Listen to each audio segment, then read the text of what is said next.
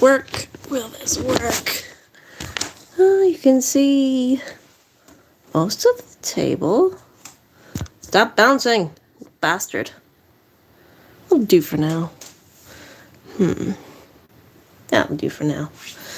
Good evening, everybody. Welcome back to the live stream. If you're new to my live stream, I have the world's most boring live stream where I listen to something in the music, work on some stuff, and ignore the world around me. Feel free to hang around if you feel like you want some company in your room without actually talking to anybody. I will be here. And, just check in every, 10, 20, 30 minutes, see what I'm doing, seeing if I got done, seeing if I actually got distracted by something else and wandered into another project, because it happens. No one's perfect. Anyway, the screaming monkeys in my head finally decided I need to get my ass together and stop doing wall art and start doing actual stuffed animals, which is like my secondary item I make. And, yeah. I'm kind of panicking because I don't remember how to fucking sew. Yeah, so that's what we're doing today. We're going to get those brain gears working. Maybe, maybe not. So, I'm getting a few little things. Gonna get a little jackalope done. I think this is the only rabbit I have. Don't ask me where its innards went. I lost them long ago. And maybe we'll do a couple of two-headed monsters today. I would like to do some butterfly wings, but alas, we can only do what we can with what we have, which isn't a lot. Oh, yes! Maybe we'll do two of them. I got your eyes on, my love. But you need horns. Do I have horns that'll fit you?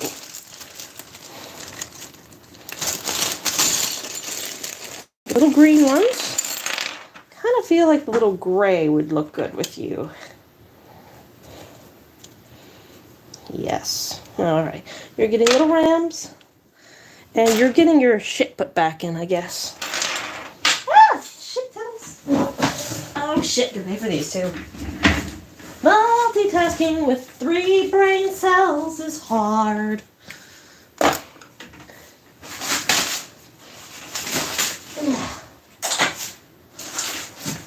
Oh yes, and if anybody's been wondering where I've been the last 2 days, writing fan fiction.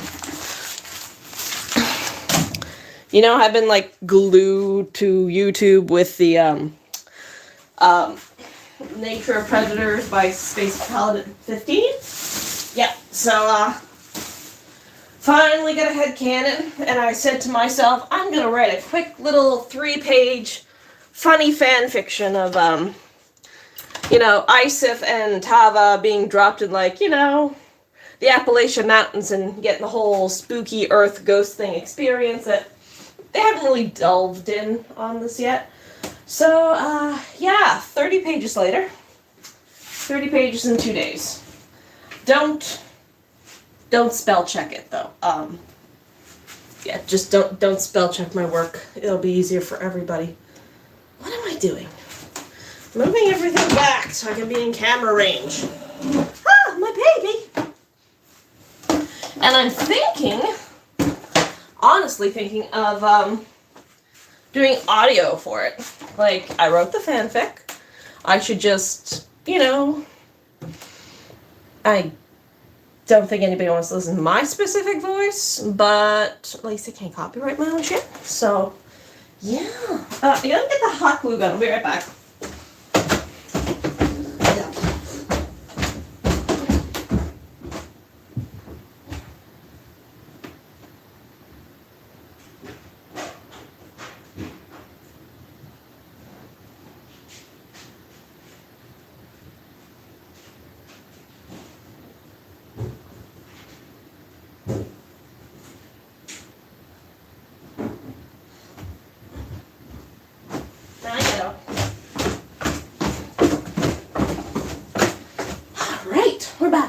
Me. Yeah, as I was saying, because but I don't know, my channel is mostly arts and crafts, and then you throw in random fan fiction, and I have some fan fiction that is R-rated, and how do I say this? I don't really want to be, like, referred to like that. Like, fan fiction stays on one side and I'm on the other. And my art and crafts and business are on the other. And nine the twain shall meet. Anyway, that is the plan in my head. But yeah. You need your forehead done soon. Can I unplug anything from here? Yeah, I'll unplug that for now. Ooh, baby, you hot. Keep an eye on you so you don't burst into flames. But yeah. So that's my thought process. Like, do I bite the bullet? Do I make a new, like, AO3 account with a different name? And they keep all, like, the not naughty fanfiction over there, and keep the not safe for work fanfiction in the other one. But I kind of want them all together because I love the praise, but I don't know. What do you guys think? Am I overthinking it? Probably. And, like, I'm looking at AO3 right now for under the nature of predators, like, characters, like, the fucker, who are these people? I know the written is so far along, but, like, original characters. Joseph. Who the fuck is Joseph? You. What the fuck? Original female character, original male character. Cora Ray. Like, I don't know. And male solo survivor, Fallout 4. Like, where are the actual characters for the I'm fine. I'm overthinking it. I just don't know how to add filters to the search, AO3 search. These little ram horns. My god, they're so cute. I wonder if she can make them, like, one size bigger. Oh, that would be awesome. But yeah. And Crow, like, I haven't come there's no character in the first, 71 chapters that have the name Crow. So, like, who are these?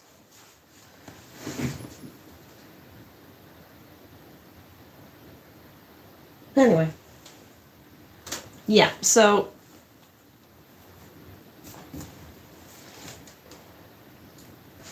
let's find something else to do.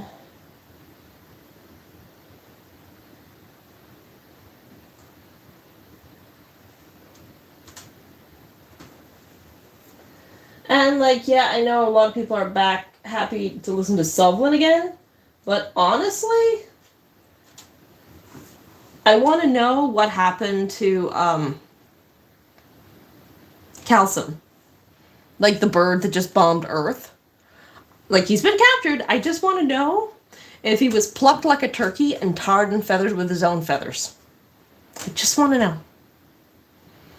Because I know, humans don't condone torture laws and blah, blah, blah. But that's before you nuke 132 human cities. So I wonder if that whole not torturing prisoners of war gets kind of, like, put to the side for a little while. I don't know. I don't like it because I want him to die, but that's me. What to listen to, though?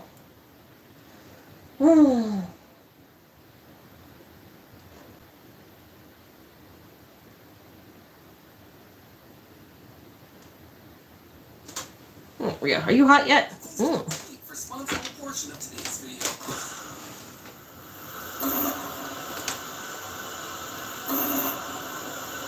It's been so many years. Long have I waited. Finally, it's my turn. Hello. Oh, you fucking whore, bastard, cocksucking motherfucker. Always knew that this day was coming. Shut up! I just cut myself doing something fucking stupid. Am I bleeding? Well, I know my scissors are sharp. The question is, how much am I going to bleed? Do I need to go get a Band-Aid? Is it just going to clot in a moment? Welcome to the live stream. Every time I hurt myself, take a shot. See how long before you pass the fuck off.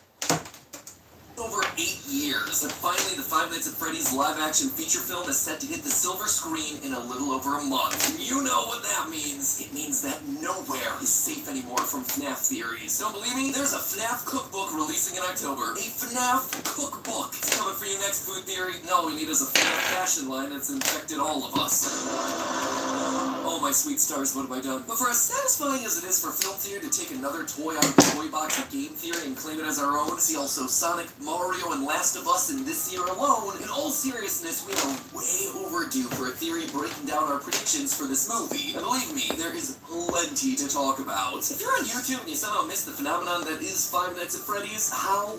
Genuinely. How? I need to know your secrets. This series exploded about a decade ago, with every Let's Player on the platform screaming their heads off over the haunted animatronics hunting us down in the ruined and dilapidated pizzeria. While the scare certainly got us started, it's the story that's kept us going. What's helped the series persist for as long as it has been its incredibly mysterious story told through scraps of information and obscure environmental details. Heck, 60 episodes later on Game Theory, we are still trying to decode this thing. Really? It's only been 60? Feels like it's gotta be 100 at this point. And this new FNAF movie seems to be staying true to the franchise's roots, not in terms of the lore necessarily, but in terms of the cryptic storytelling. There is a ton of information packed into the few short minutes of trailer footage that we've seen so far. Enough that I believe we can predict the entire plot of this new movie, right down to the shocking twist ending that's going to leave you devastated. Here's a hint. Do you think this movie has itself a happy ending with everyone smothered and living happily ever after? Then clearly you have not been paying attention. So today, Film Theory does what Game Theory's never been able to do. Solve this franchise. And we're gonna do it before the movie even releases. Keep your eyes on your monitors, loyal theorists. We're going in. So I think a good place to start with our prediction here is sort of laying out what we think the movie's trying to do with FNAF as a franchise. Just from watching these trailers, I think it's clear that this movie does not take place in the universe of the games. Why? This thing. I have played, watched, and read every last scrap of information this franchise has put out, and this is unlike anything we've ever seen before. Clearly, it's a murder weapon, and clearly it was made by the franchise's big bad, but why, what, and how is still a complete mystery. My best guess, and again, this one is a guess, is that it's a remnant extractor. There we go. Victims have the most traumatic... One little jackalope with little curly horn ears. ...can be harvested to help create creatures with eternal life. If none of that meant anything to you, strap in, El Chippo. You're in for a crash course. By the end of this thing, you're going to be talking about Fazgoo with the confidence of a pro. Looking at the trailers and IMDb, we know that this is going to be the story of Mike Schmidt, a security guard from FNAF 1, but things are different this time around. Well, this certainly appears to take place in the 1990s like the original FNAF game, considering everyone's using old-school wired telephones, there are no modern cars, and all the monitors are old CRTs. They're also bringing in characters who clearly reference later parts of the franchise, specifically Vanessa from Security Breach, a blonde security guard in the game who here appears as a blonde police officer. What I think's going on here from a meta perspective is that the movie's taking a bunch of stories from the game franchise and simplifying them for a general film audience, while trying to keep the most iconic aspects of the games intact. Plus, they're going to be combining ideas and characters from different eras of the franchise to get as many recognizable aspects of FNAF into one film as possible. That's why we see the story from the original FNAF interacting with someone new from Security Breach, and then you have a girl named Abby mixed in there whose name is literally an anagram of baby, all fighting against an unbroken version of Springtrap. That right there, that is the filmmakers trying to bridge the gap between the different eras of FNAF and bring in as many fans as they can.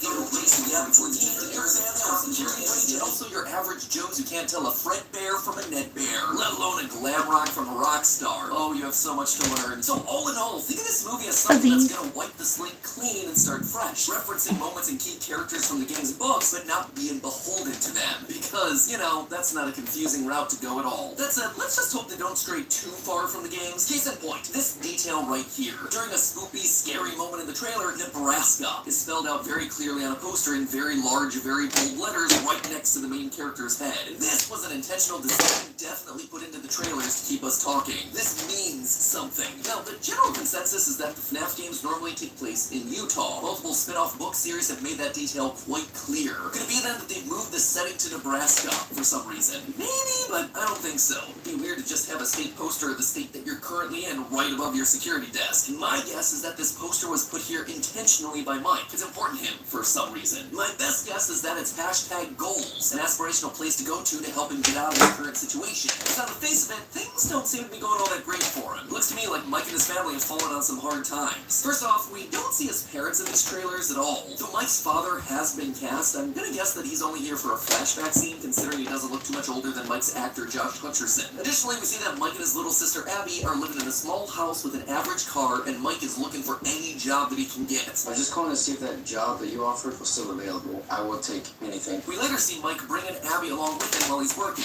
implying that this is probably their only option. They can't afford a babysitter, and if there were parents at home to take care of Abby, why would he be bringing her to his night shift job? So Nebraska might be a symbolic place of freedom for Mike, a place to escape and finally be free. More or less, though, I believe that the setup for the backstory of the FNAF movie is going to align with that of the first game. Freddy Fazbear's Pizzeria was a popular arcade and food chain represented by its 4 iconic mascots. Foxy, Bonnie, Chica, Freddy. However, they're not the only ones here. It seems that some of the children encountered another animatronic, a large yellow bunny rabbit that's separate from the other 4, as we see in a drawing here on the wall from Should this snap shot. those eyes off just to get rid of them. By the owner of the establishment, William Afton, an outfit that he would use to get closer to the kids, which honestly is creepier in a movie than it was in the games. You know, just your typical yellow bunny friend holding hands with 5 kids, which, when you're talking in horror movie speak, is code for she killed those kids, stuffed them into suits, and eventually turned them into haunted robots. Also, just to call it out here, I originally thought that there was going to be something hidden in this wall of drawings beyond just the obvious. I mean, it is the perfect spot to sneak Where in. is the flyers? But the more that we've seen of the wall in other trailers, there doesn't actually seem to be that much of anything here, sadly. And honestly, surprisingly, considering the franchise we're talking about. Speaking of Yellow Bunnyman, the trailers seem determined to convince us that the person we expected to play the franchise's big bad isn't actually playing the villain. Despite rumors that he would be playing our resident Urkel murder man William Afton, in the trailers, Lillard's character is clearly labeled as Steve Raglan, career counselor. But here's the rub. If there's one thing we've learned here on film theory over the past decade, it's that trailers can be manipulated to create mystery or confuse timelines. See also Morbius and Infinity War, just to name 2 key examples. And here, I think we're being presented with the exact same sort of misdirect. In fact, I'm almost 100% confident that I can prove it beyond a reasonable doubt. First, Matthew Lillard confirmed that he signed a 3-picture deal to star in more than one FNAF movie. And unless Steve Raglan's a new character that Blumhouse is just really hype about, I expect that deal was to play Afton. However, far more convincingly, we have this scene from the trailer where a young boy is seen getting kidnapped in the middle of the woods. Based on the film's official website, the synopsis reads that Mike is still, quote, haunted by the unsolved disappearance of his younger brother more than a decade before. And we know, based on casting, that the brother's name is Garrett. Now, the actor playing this kid Garrett is named Lucas Grant. Hopping over to Instagram, Grant commented on a post by Matthew Lillard saying that it was great to work with him and that he's much nicer than his character. Now tell me, why would a young actor playing a kidnapped boy have any reason to interact with a career counselor?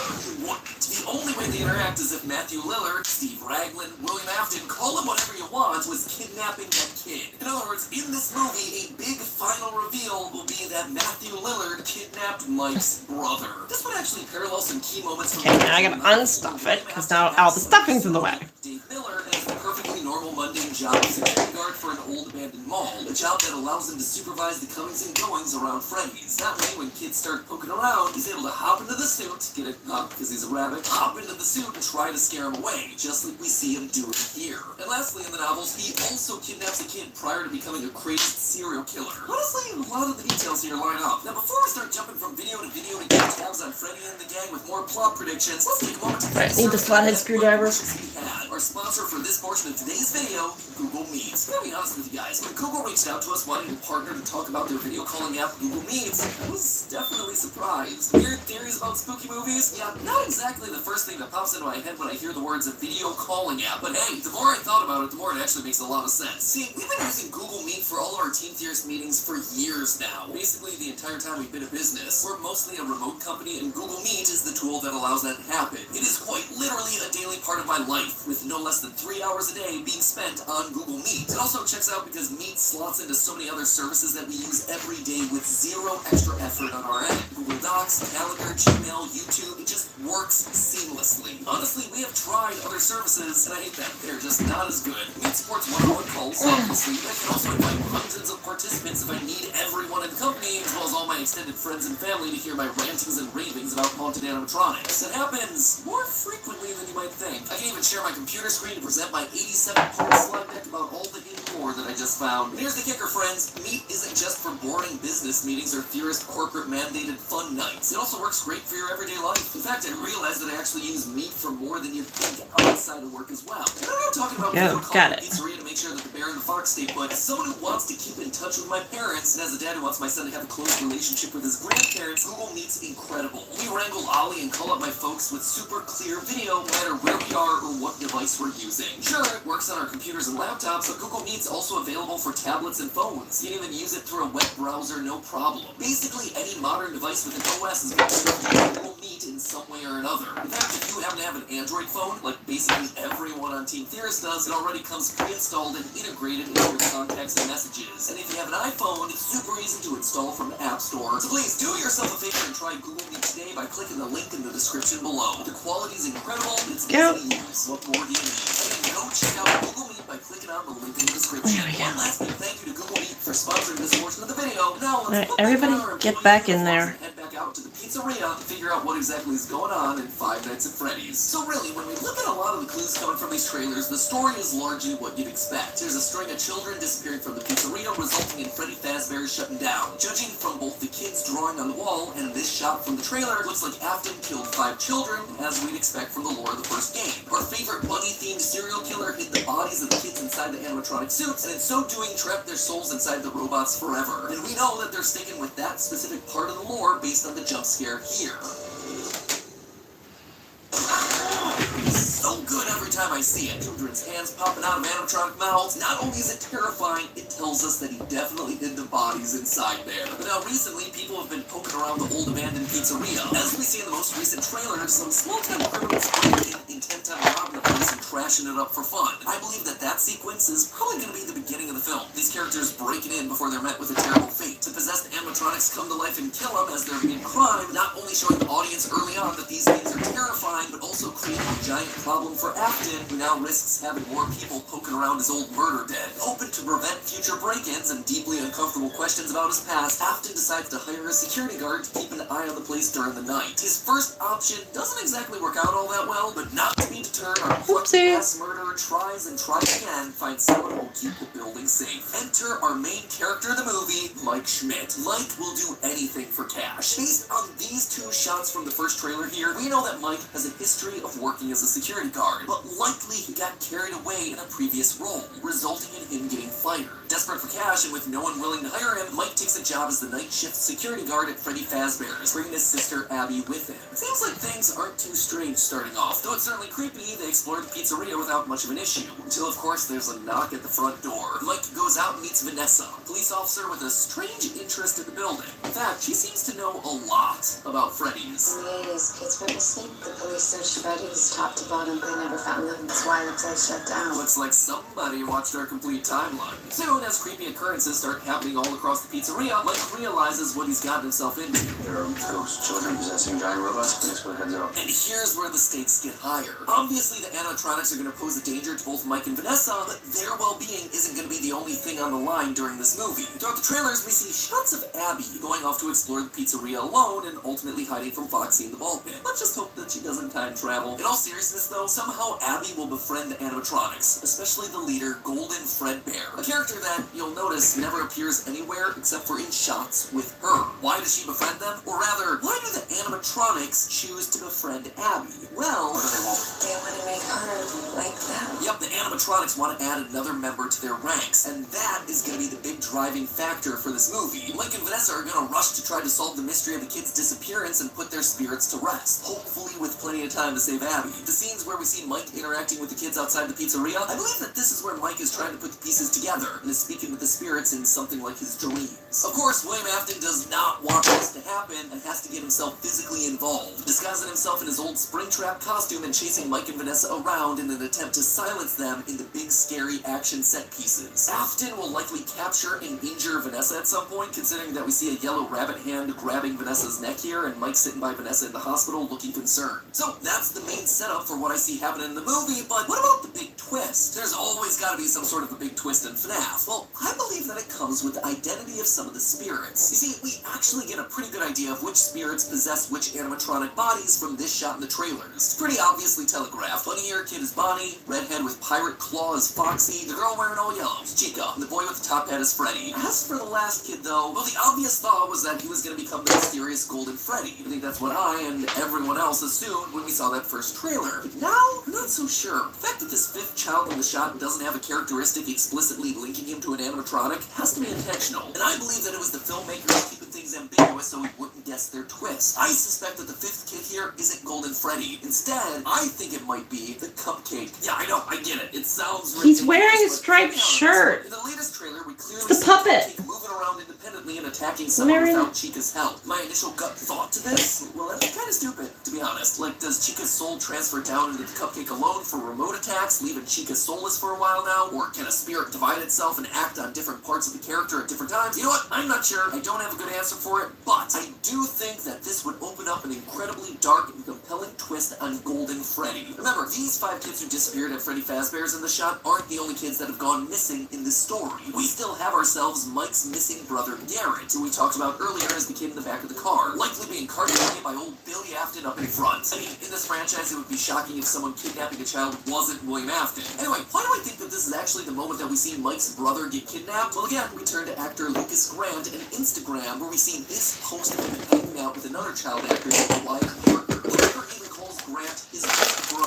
An interesting choice of words considering that Parker was cast in the film as young Mike. 2 twin brothers. One is Kitty, a one-for-one replica of what we see happen in the Silver Eyes novel. So let me ask you, what if Mike's brother is Golden Freddy, separate from the tragedy at the pizzeria? We can assume that Mike's brother was kidnapped in one of the earlier parts of the timeline, a time when Golden Freddy would still be in use. And in the games, we've long theorized that Mike Schmidt is the son of William Afton. This would also mean that his little brother was the crying child who was killed and became one of the spirits that possessed Golden Freddy. Given the fact that Mike's father's been cast and is distinctly not being played by Matthew Lillard, I don't think that's the exact direction that they're taking for the movie. Taking the core of that story, given Mike's brother is Golden Freddy, well, that would fit with both the timeline and serve as a devastating twist to the casual audience. It would also explain why Wendy spent so much time with Golden Freddy in the trailers. It's her spending time with a brother that she never got to know, whether she realizes it or not. It could also explain why Golden Freddy retains blue eyes when all the other animatronics have red ones. The circumstances of his possession are just a little bit different when he's interacting with a family member. So Afton attacks Mike and Vanessa for getting too close to his secrets, and despite fighting back, they ultimately lose. As they're about to die, Abby is able to win over the animatronics and use them to fight back against Afton, saving them all.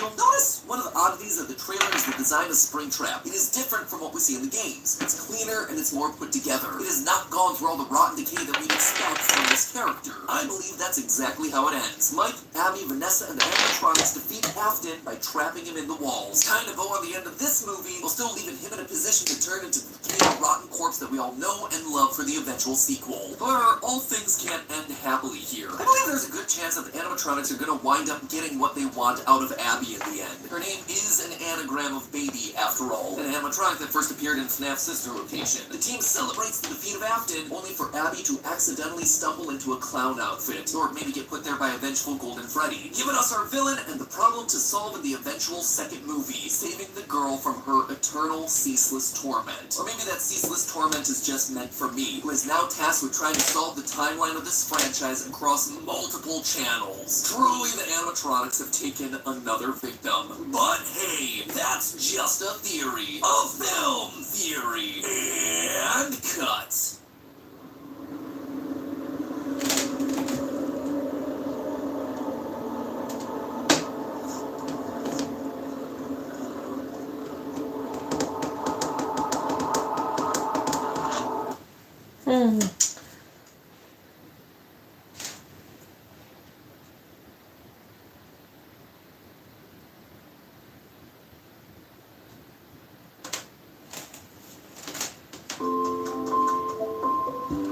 hot yet?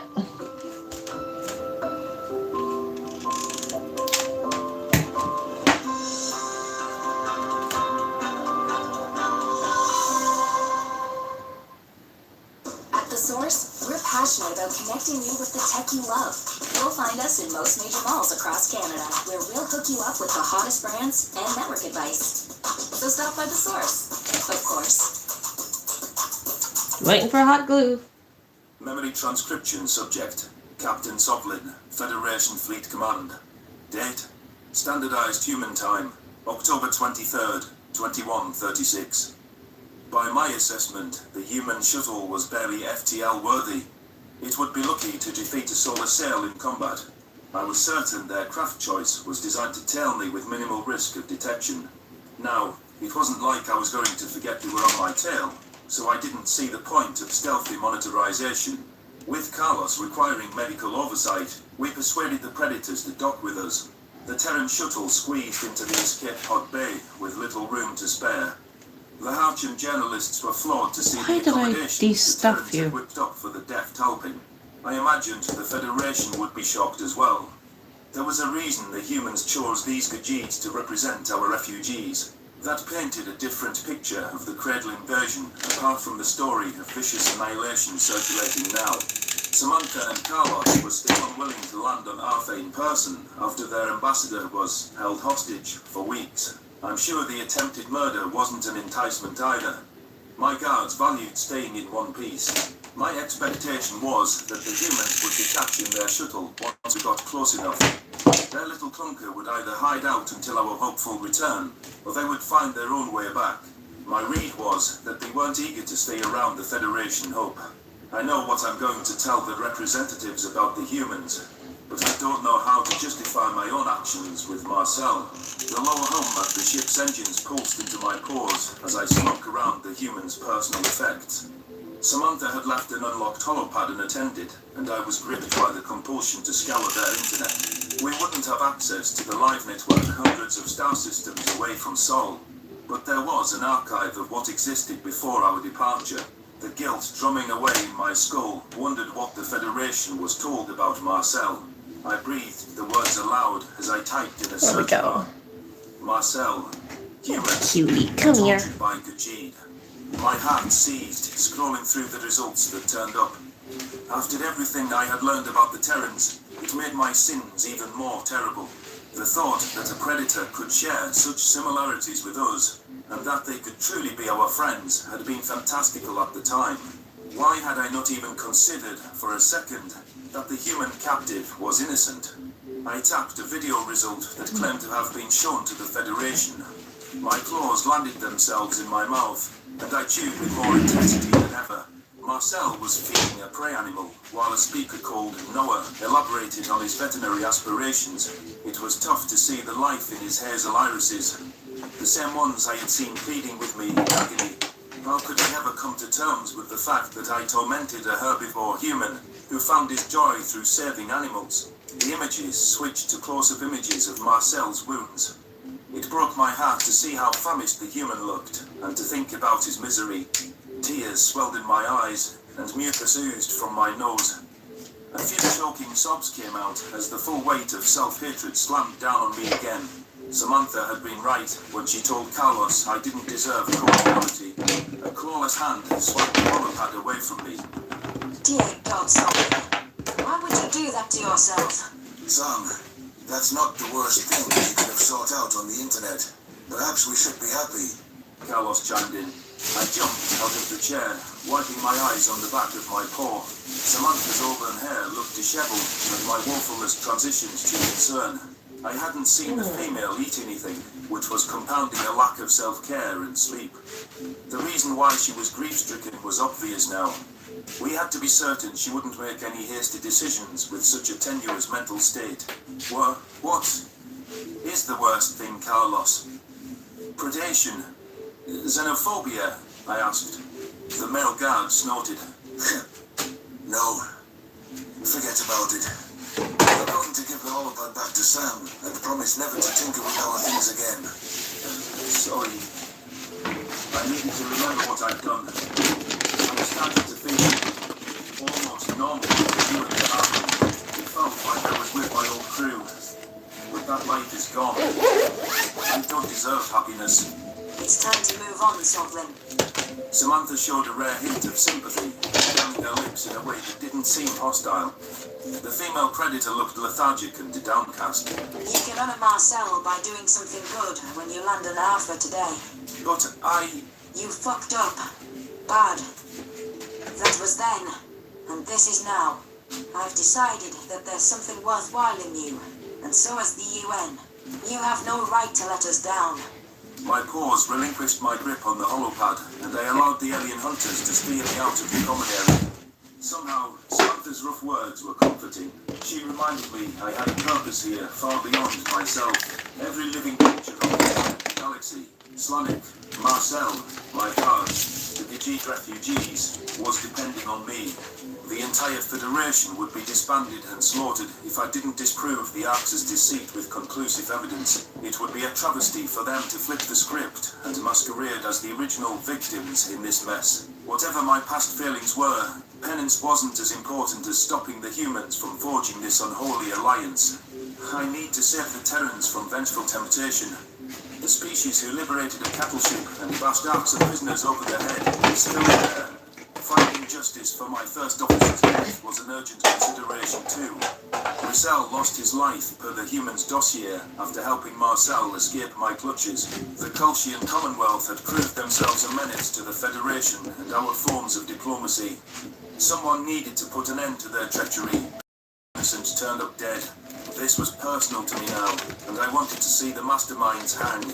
The Harchan journalists were dotted across the common area, with scribbles and notes strewn everywhere. Selene looked concerned as she noticed my sniffling and bleary eyes. I knew the journalists were worried the predators were intimidating me or throwing their weight around. It was all I could do to delay any interrogation of Samantha with her fragile state. The humans needed to talk over their history soon, unless they wanted it covered in an unfavorable light. Selene, has your team located any pertinent information? I asked. The short reptile drummed her toes on a table. If I give you the rundown, are the predators finally going to answer my questions? Samantha bared her teeth. You're not in any position of power here. This is our mission, and I'm not your lab rat.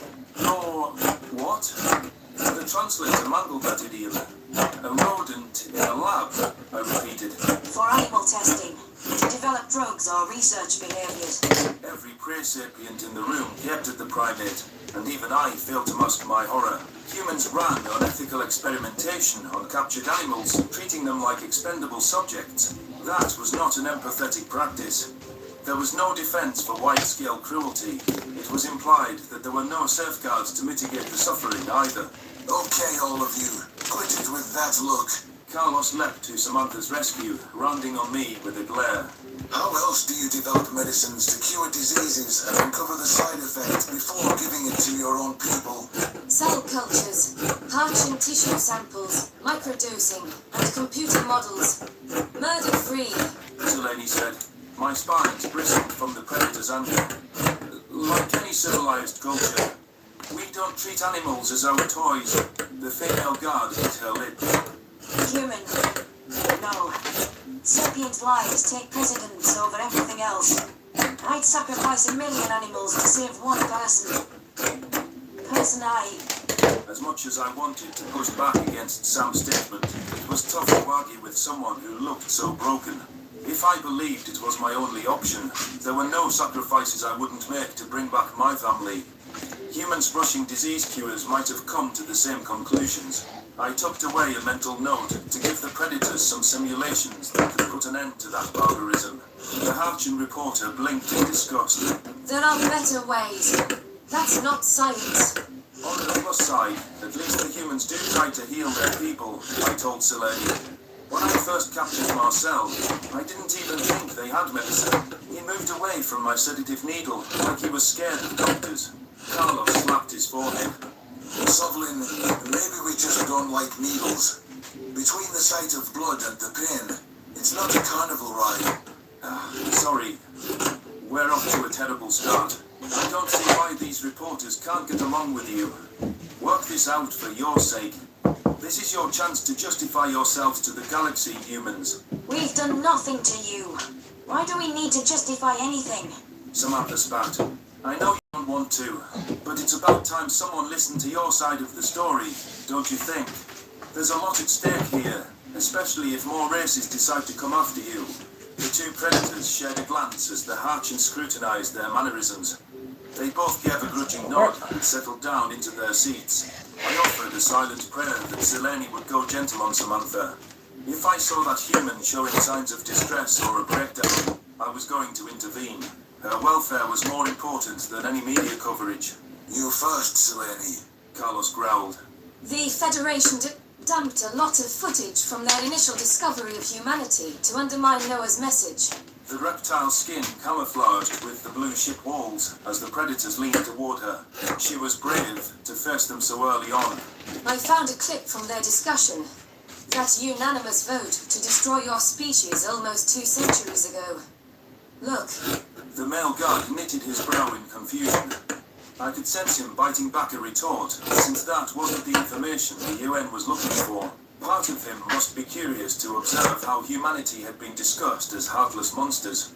If the Khajiit had been sentenced to death before escaping our world, I'd want to hear those proceedings.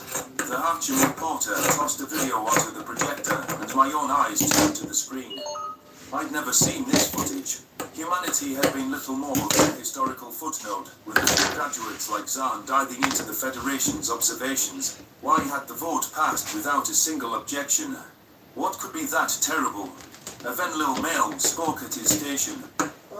Those monsters are our neighbours. If FTL ever falls into their lap, they'll be the first ones dead. It won't be your species' turn to carry them. Hurry up and kill them all. Governor Moldak is correct. From what we've seen, humans are barely sapient. True sapients don't develop the weapons they have.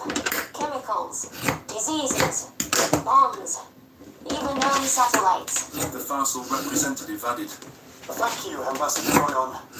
Can you picture those savage apes naming it a day in the Federation? They'd eat it the first chance they get. I shudder to think of Venlil coming across those things. Anger returned to Samantha's gaze, and her hands curled up into a fist. Knowing how close human-Venlil relations had become, I could imagine the damage this footage would do. At least, to my knowledge, Governor Tava had been forthcoming with the United Nations on her species' role in that era. It wasn't her doing, so the Terrans shouldn't have a gripe with her. So Venlil pushed everyone away to save the Predator scientists. It makes me wonder what the first contact team said to make Tava walk back her distress signal, to renounce her species' stance. Carlos threw his hands in the air. Even the Venlil spewed that vitriol. Hurry up and kill them all. Savage apes. Samantha echoed. Quit pouting and listen. This is the important part. The Harchin reporter hissed. Royon tossed her head on screen. The humans have a lot in common with you-know-who. We once believed that predators can have feelings, but we learned that lesson the hard way. The Axe faked plenty of things, from artistry to passivity. We saw how trying to make them one of us turned out. Selene paused the feed. Did you catch that? The historian species of the Federation claims the Arcs faked feelings. Given the context, that implies they showed signs of emotional intelligence before first contact. I mean, the Arcs had artwork. The last part is what caught my attention. I don't like the way they said, make them one of us. Samantha growled. The humans were much too eager to spin everything into evidence for the Arcs' tale. I understood why they resented the Federation, as Carlos put it in perspective long ago. The way those ancient leaders spoke about the Predators made my skin crawl. I hoped it hadn't been so flagrant when this Noah video came to them. All the same, the Terran guards were reading too much into one sentence from a stressed diplomat. It's referencing the Federation's uplift of the Arca. We tried to welcome them into the galaxy, and that started this mess, I spat. Samantha glared at me. Then why did they say one of us? That meant turning them into prey. I don't have enough evidence to reach a determination. Selene sighed. I get it. It is difficult to unearth much footage from the Arxa era. I really don't understand how records can be lost in the digital age. Someone has something to hide. Judging by this dialogue, it's become more and more distorted over the years. Carlos bobbed his head. The people who voted to kill us were much more informed about the war's origins. That's useful to know. Good work, Selene. My spines bristled with irritation as I realized the Harchin reporter wasn't challenging the premise at all. This must be some misguided efforts at appeasement. She didn't understand that the Terrans weren't looking for a lackey. This endeavor was too important to insinuate that the Arxa were angelic victims. Creative ability surprised me, but I was certain what passed for art in their culture were war photos and hunting manuals. They were a sociopathic species to the core, and that was a well-documented fact. We uphold our bargains, Harchin. Samantha offered. To be honest, I'm surprised that you're taking this seriously. I'll let you ask us one thing about humanity. You've torn down the racism. The reporter flicked her tongue. I want to know about your species' heroes, your collective dreams, your moral codes. How did they start? And are they universal? Do humans disagree on ethical issues? That's not one question. Sorry. Surprise flashed in both of the predator's eyes, and I noticed their postures relax. Carlos studied Selene with newfound interest, perhaps reassessing her journalistic acumen. Her query was a question I was interested in myself. If I read the cues right, Terrans possessed an internal conscience and could use it to steer their worst instincts. Samantha leaned back, crossing her legs. I'll answer as much about that subject as you want. Thank you for taking an interest in the real humanity. Tell her about your international laws, I interjected. Humans have codified rights, even for criminals like me. They let a hospital ship pass to serve active enemies when I fought them at our border outposts. Carlos bared his teeth. That's not an awful idea for one, Sovereign. For all that talk about warfare, we've built rules signed by every modern nation to prohibit attacks on civilian populations, to ensure that combatants receive humane treatment. Right, the Federation denied us. Samantha noted. You could sum up human morality in one statement. We call it the Golden Rule. Do unto others as you wish to be done unto you. The Harchin reporter palmed her chin in thought. Traces of fear lingered in her gaze, but I could tell she was listening to their words. That was a lot more than most people would attempt. I'm glad that I was right about her giving them an honest shot. Selene squinted at the duo. Does that still apply? To anyone willing to return the courtesy, sure. But humanity isn't itching to be the galaxy's punching bag. Samantha replied. The Federation broke that rule first. Sam, if I can call you that, the way we all have talked about you is terrible. 2, The public 3, discourse 4, is hateful, 5, 6, and your 7. personal losses 1, 2, resonate 3, with me. 4, 5, 6, I can't 7. imagine what I'd do in your One more. cause. My species was at heart of that. The female predator sniffled. There's nothing any of us can do about that now. Let's talk about heroes, shall we? You might be interested in some ancient mythology. How early and modern humans made sense of the world. Selene hesitantly rose to her feet and dragged her chair alongside the humans. Okay, 8 of I could see those. the tears swelling her eyes alongside the 2 acceleration long of her boys. breathing. Her slender arms were shaking, but she situated herself by the humans. She reached out with the trembling appendage, offering Samantha a tissue. The UN guard took it deftly and dabbed at her eyes. I'd like that. Let me tell your stories. The Harchin replied. A glimmer of hope crept into those green eyes, reminding me of the humanity that came to the galaxy with righteous zeal. Those people were still in there, despite their heartache. I had to believe it was possible to mend our rifts and to steer them from the path of destruction. Those lost on Earth couldn't be brought back, but my predator friends didn't have to die with them. Samantha wove a yarn of supernatural fantasies, early scientists and ambitious explorers seeking trade routes. Carlos added his own tales of monster slayers and fictional kings with their own honor code. Terran legends sounded grandiose and heroic from their lips. They elevated their greatest champions as guardians and pioneers who advanced civilization at personal risk. The contrast with the legacy of conquest and subjugation Zahn put forward was striking. The prey reptile shivered from prolonged exposure to humans, absorbing the descriptions of their early history. All it took was active listening to keep the predators talking. I mused to myself that this was how it should have been. This was the peace that could have been reality.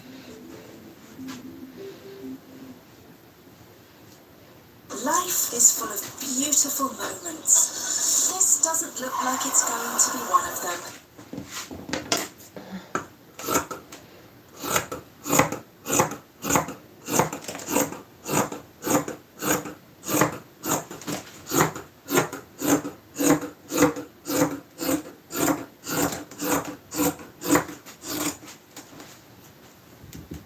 Play.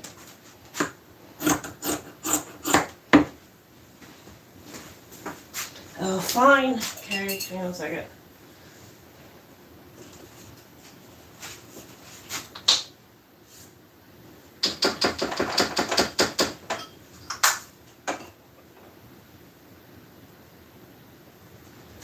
I need shadows, so come here.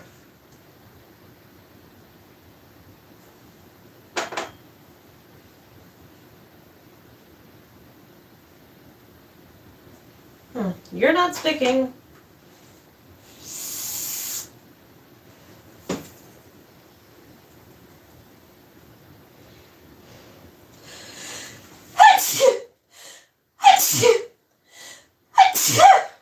Your window's open if you want to go out and there's food.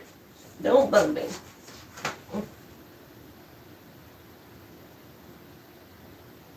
Yeah, that seems to work pretty good.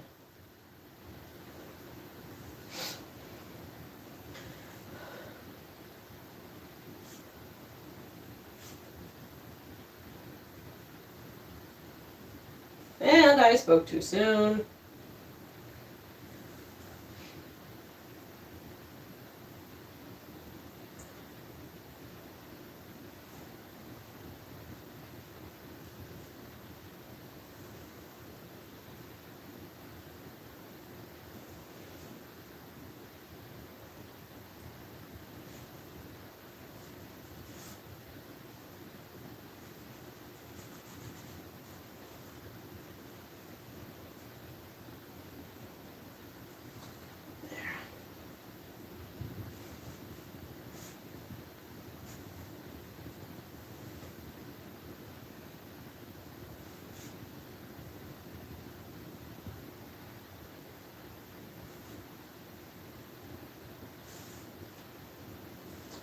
Yeah, much better. Just need to add some shadows. Okay, that's done. Now. Bitch, you're my problem. No one here, that's okay. Let's see if I can find my square. What are you sulking of, huh? You've been sucked up to me all day, and then you suck up to Brian for belly scratches all day. Well, not all day, but while he was here. You traitor. Hello. Not what I'm looking for, though.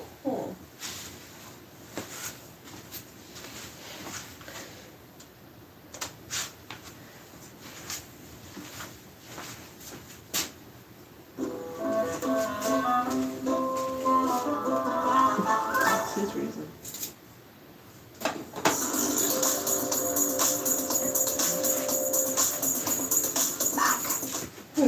Memory transcription subject. Captain Sovlin, Federation Fleet Command. Date. Standardized human time. October 24th, 2136. The human soldiers detached in their shuttle well before we entered Kolshian territory. No doubt, the Predators wanted to avoid being picked up by sensory unit. If patrol ships asked us to account for all detected life forms, it would be impossible to hide their presence. Our concerns were validated by the harsh reception we received on descent toward Arthur. Gunships sidled up to us at full speed and relayed demands to power down our engines. Venlo vessel, you are not welcome on Federation grounds. Kolshian's Chief Mikornas was broadcasting a hail on military frequencies with a glare that rivaled human ferocity. I let your beast speak once, and that was an error on my part. The Gajin Cradle, the Crocodile Army, and dozens of worlds have perished because of that little misstep. I I accepted the transmission, striking my serious pose. This is Captain Sovlin from the Gajid Attachment of the Federation Fleet. I am here to request asylum for our refugees. Do the humans think we're idiots? There's 6 of the signatures on board, and you were a known predator prisoner. Mykonos bobbed his indigo tentacles in irritation. By law, Venlo visitors should be held as enemies of state for raising arms against other prey races. I waved for the Harchi reporters to step into the field of view, while Talpin and Bernard filtered in on my other side.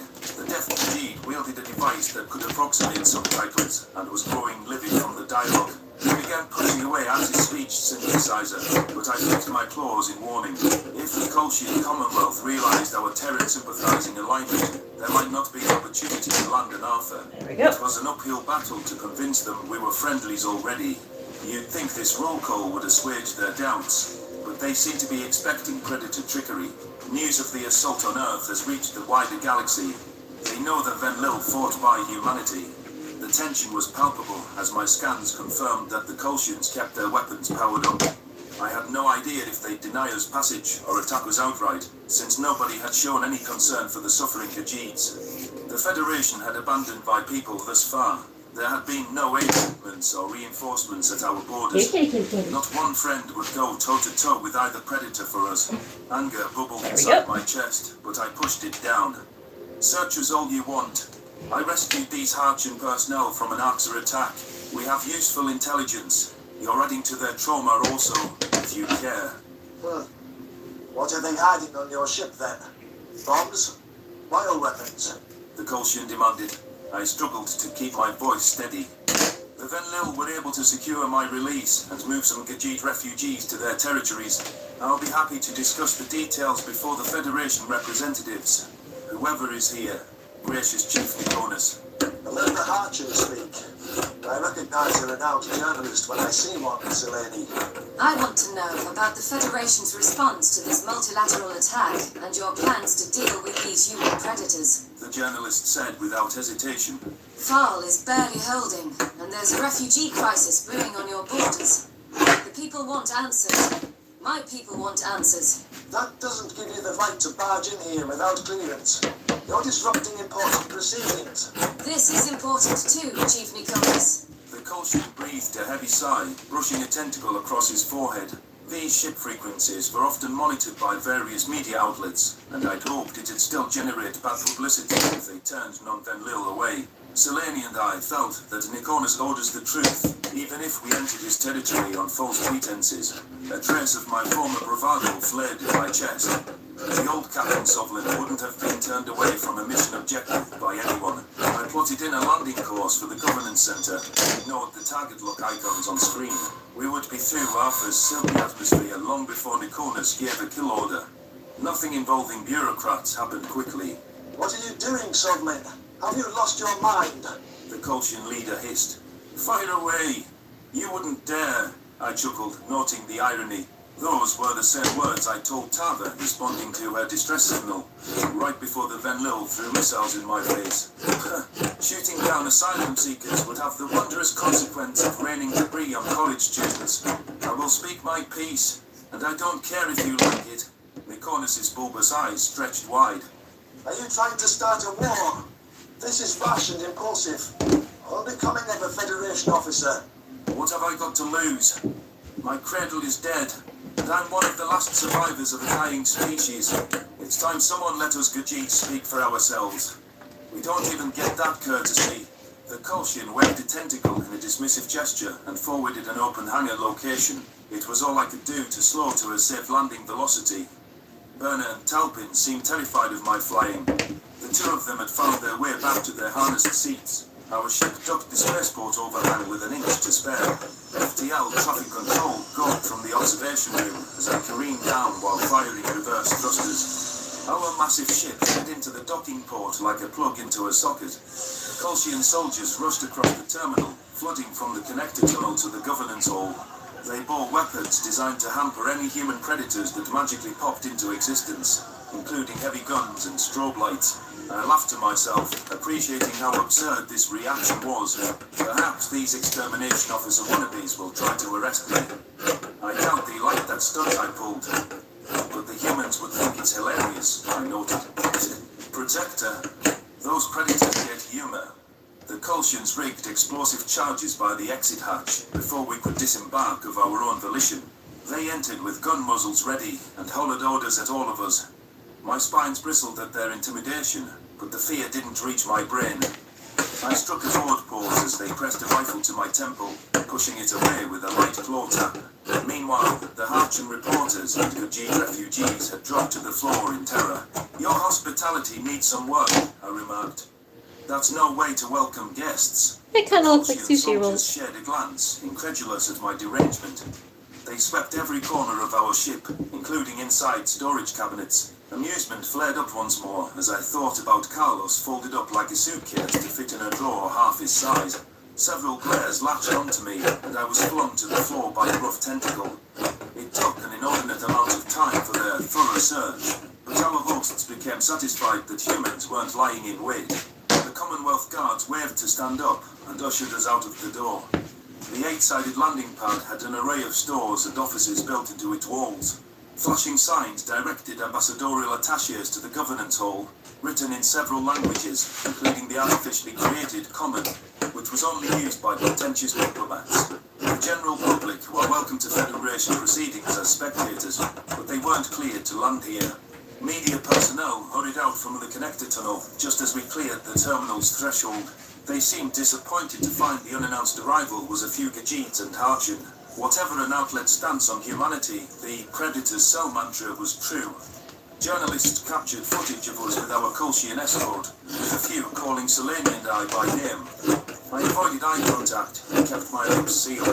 Selene, Harchan Ambassador Ryla will welcome you to hear your report on Foul. A Kolshian soldier turned to me, radiating contempt. She is in crucial talks with undecided Federation members now, so you need to show more patience, Sovlin. I kept a placid expression, though I knew our neutral faction could not turn on humanity. Of course. We'll wait outside until she's ready. Would you show us there, please? The Kolshian beckoned with a cerulean tentacle, steering us through winding corridors. Our journey ventured away from the massive auditorium where state business was conducted. Architects on Arthur seemed to derive joy from constructing floor plans that looked like mazes. It was a wonder we didn't get lost.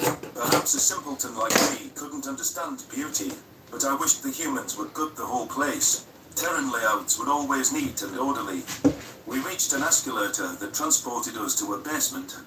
A subway train waited for us and whisked us below the street to the ambassadorial offices.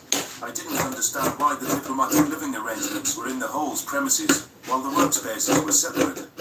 I suppose this was the only way to provide every species with spacious accommodations. The Kolshian soldiers steered us into a lobby once we arrived at the station. An elevator ride to the 12th floor was the last step of our journey, and I yawned to express annoyance. Judging by the iconography of Enatala with flowers in their beak, this must be the Krokottles' home. Closed doors sealed off the conference room, which I yearned to break into. This is my chance to speak to the Federation, the ones that can still turn back. I have to impress the new humanity. I spread out toward the meeting area, catching the Kolshians by surprise. A soldier placed a tentacle on my shoulder, and my spines extended further. In a flash of outrage, my claws scratched gashes into his soft skin. Selene gasped at my violent assault, but I had no intention of waiting. I need to cut another piece. Grunt stand in our way. The Kolshians drew their guns, no doubt worried that the human predators had corrupted me. The Harchan reporter leapt in their path and waved her arms to compensate for her short stature. I burst into the assembly. Dozens of pupils darted in my direction. Ambassador Jibrilling squawked angrily. What on this tall is this interruption? From the man who pushed the bleeding heart Did to that human was wholly cruel and unnecessary. Whatever side of the Jarl you're on. Chief Nikonus returned. It's a predator, just like Noah was. You traitors use their names, which is validating the whole premise of personhood. What's next? An Archer speaker named Huggable. A female Mazik flared her trunk. Noah is obviously a monster. Even he realized that. But his arguments were sound. We don't have the luxury of trusting our gut. Fret not, Jerulim. Everyone recognizes the image of evil when it's right in front of them. Do they? That's why you're the only allied race that came to this meeting. Farsal Ambassador Dark tossed her floppy ears. They won't meet with you because you physically attacked anyone who sided with humanity last time. I've apologized for that. I'm willing to talk to everyone now, though you don't deserve it. What I did was the only sensible reaction to heresy. A clamour of voices rose in disharmony, levelling accusations and shouting conflicting views. I was horrified that these were our leaders. They had the emotional maturity of misbehaving children. The good news was that I didn't need to fake diplomatic aplomb. If talking the loudest was the only way to get through to them, that was right up my alley. I am speaking now. My roar shook my vocal cords as I leapt onto the table to draw attention. Jerulim, I think your army is gone, so you have nothing to throw your weight around with. That's why you're talking. The Crocodile Ambassador craned his neck in irritation. You have no right. Protector, you make more senseless noise than a stampede. The undecided voters here, most notably the Salian and Iftali Alliance, are likely leaning toward war with the humans. This is all based on the Cradle's fall, but nobody here was actually there but me. And the Khajiit's nothing more than a talking point to you, without our own voice. We served this federation for 6 centuries. Chief Nikonus cleared his throat. The Federation respects the contributions of the Khajiit Union, who worked tirelessly in our defense throughout this war. The Kolshian Commonwealth was saddened by the tragedy that befell your people. That said, we already got the details from Dr. Zahn of the Takan Coalition. Your doctor. Zahn.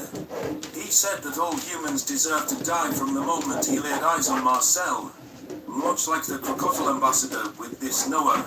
What you need to know is that Prime Minister Piri and I saw empirical and irrefutable evidence that flipped our stance. My question is, does anyone care what really happened?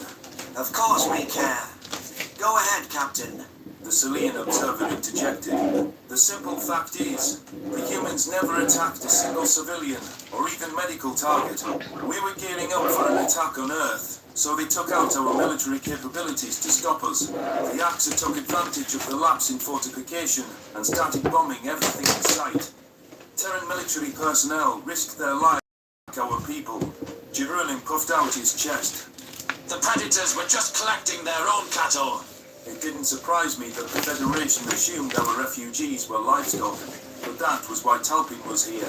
The Kolshian soldiers stood steadfast at the door, forming an organic wall between my posse and the diplomats. Hearing the Crocodile's claim, Burner barreled over a guard with a headbutt. Her brother was close behind. Selene slipped through the dazed soldiers, though the other Harchan journalists weren't as quick to act. Talpin is deaf, and he can attest that humans treat him with dignity. One of my guards had a deaf brother too. They don't discard their own like the Arxa, I retorted. I thought I was going to suffer in Terran custody, but my victim claimed that wasn't who he was. The UN gave me a second chance. The Harchan Ambassador Ryler turned to Selene. Enough Predator apologetics. What's foul holding? The reporter wiggled her toes. Yes, but the Arxa claimed the raid was retribution for Earth. The humans seem to have them under some level of control. That can either be really good, or really bad. They're working together. Officially. Jerulim shrieked. I told you. I shook my head. The Arxa are lying to the humans to gain their alliance because they recognize their potential. I was on the bridge of a Terran warship when they returned and took back the Cradle.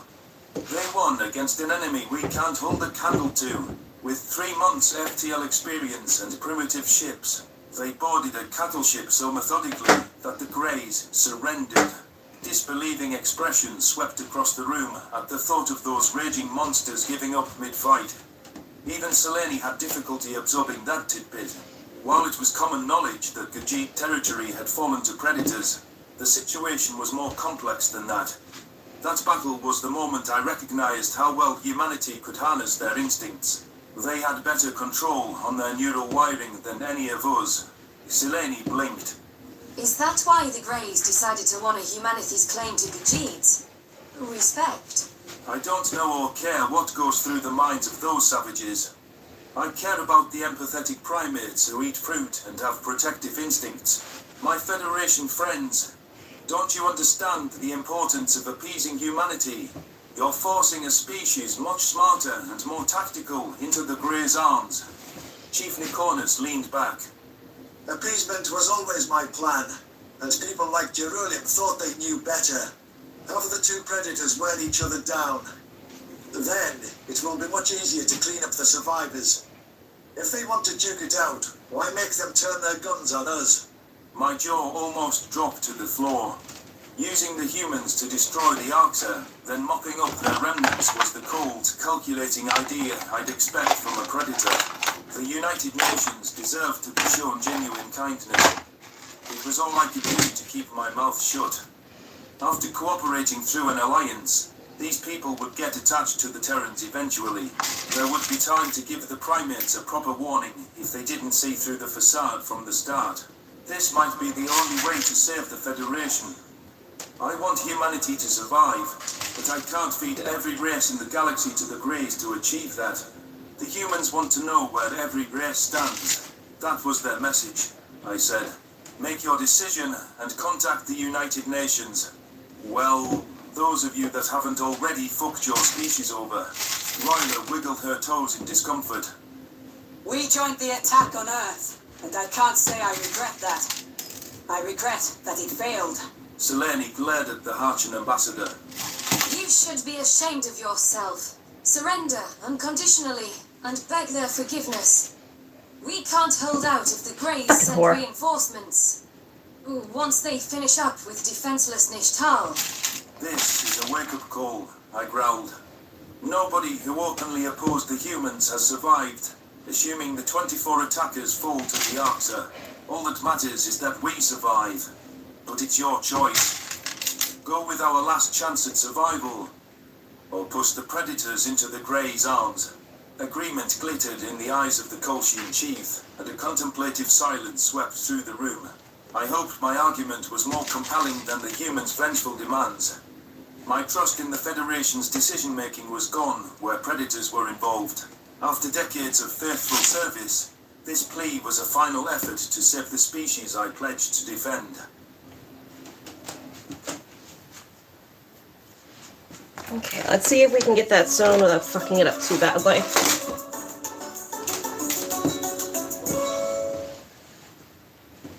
Gonna be close.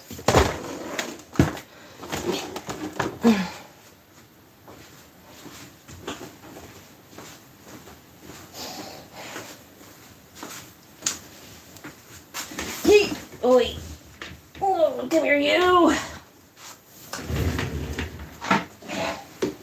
I did this one with polymer clay, and I put it in the oven to bake, and it was some kind of foam, and it really warped and bubbled, so now it's completely fucked. Big cracks and everything. I should have used the air dry stuff instead, but now I'm an idiot, so here we are. Why are you down there? You need to be up here with me.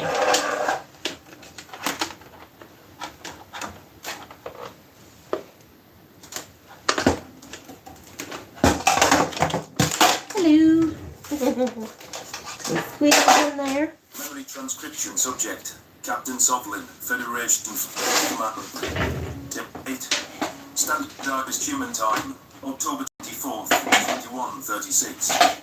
The meeting in the Crocodile Ambassador's office was adjourned and would reconvene tomorrow morning. My arrival had disrupted the proceedings from reaching a consensus, but I was glad I had said my part. News took a long time to travel at interstellar distances, and the Federation representatives were making decisions based on outdated and incomplete information.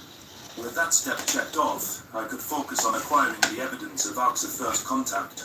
It was peculiar that the records weren't publicly available, but the Arxa had engaged in planet-wide wars. Documentation of such brutality could be traumatizing to watch, so it might be best kept under lock and key. Graphic content should be reserved for the highest ranking officials. The general public didn't need to live with the full scope of their nightmarish deeds. How would the humans feel if people were traumatized by their own footage? Carlos and Sam should be more open-minded. Chief Nikonus was one of the last to leave Jerusalem's meeting, shooting daggers at the Crocodile ambassador.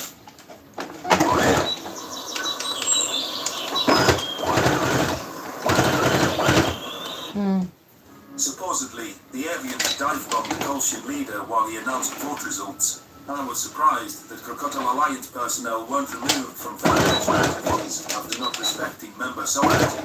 Their bullying method was something I'd noticed for years.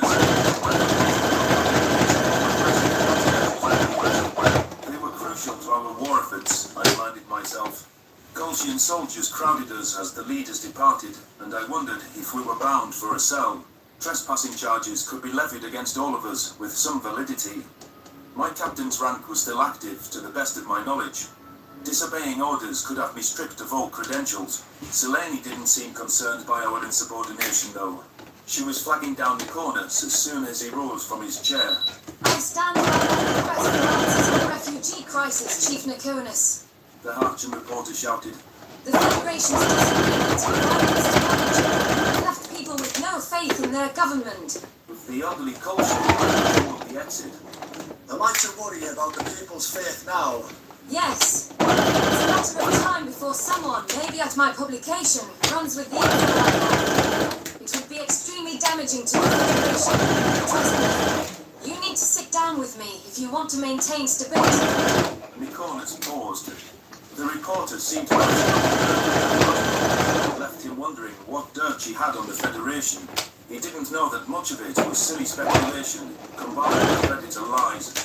I suppose he was thinking more about the killing of Federation diplomats. The plot was government-backed. Quietly, he decided. The Kolshian guards shoved us forward on their leader's order, putting a rifle bullet into my shoulder. I walked at a brisk pace for a few steps, then came to an abrupt halt. The soldier tailgating me cursed as he ran into my side. Form. That was all I could do to stifle a chuckle. I could transport myself to the elevator without hovering grunts. The lift descended to the lowest floor. Kolshians. Deco referenced their emphatic roots with massive saltwater tanks lining the walls. While floating lilies formed the upper layer.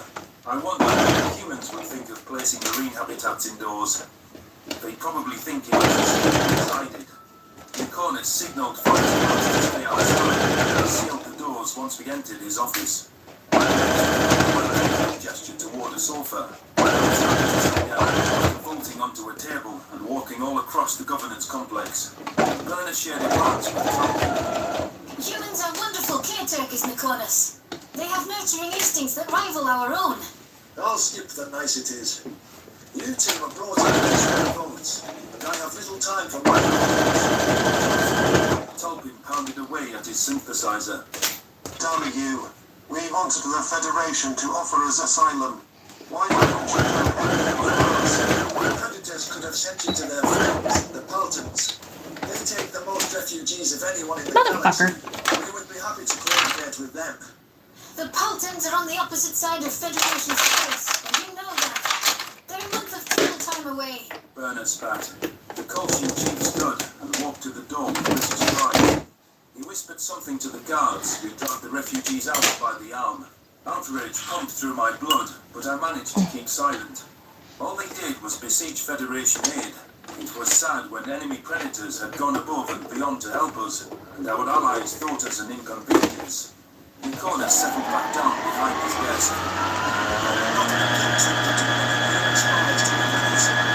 Selene, what is it that you think you know about the Federation? I have witnesses who say that you gave the voters for diplomatic relations faulty ships. Forensic evidence confirms their tale. You set out to kill Federation diplomats in cold blood just for speaking with the predators.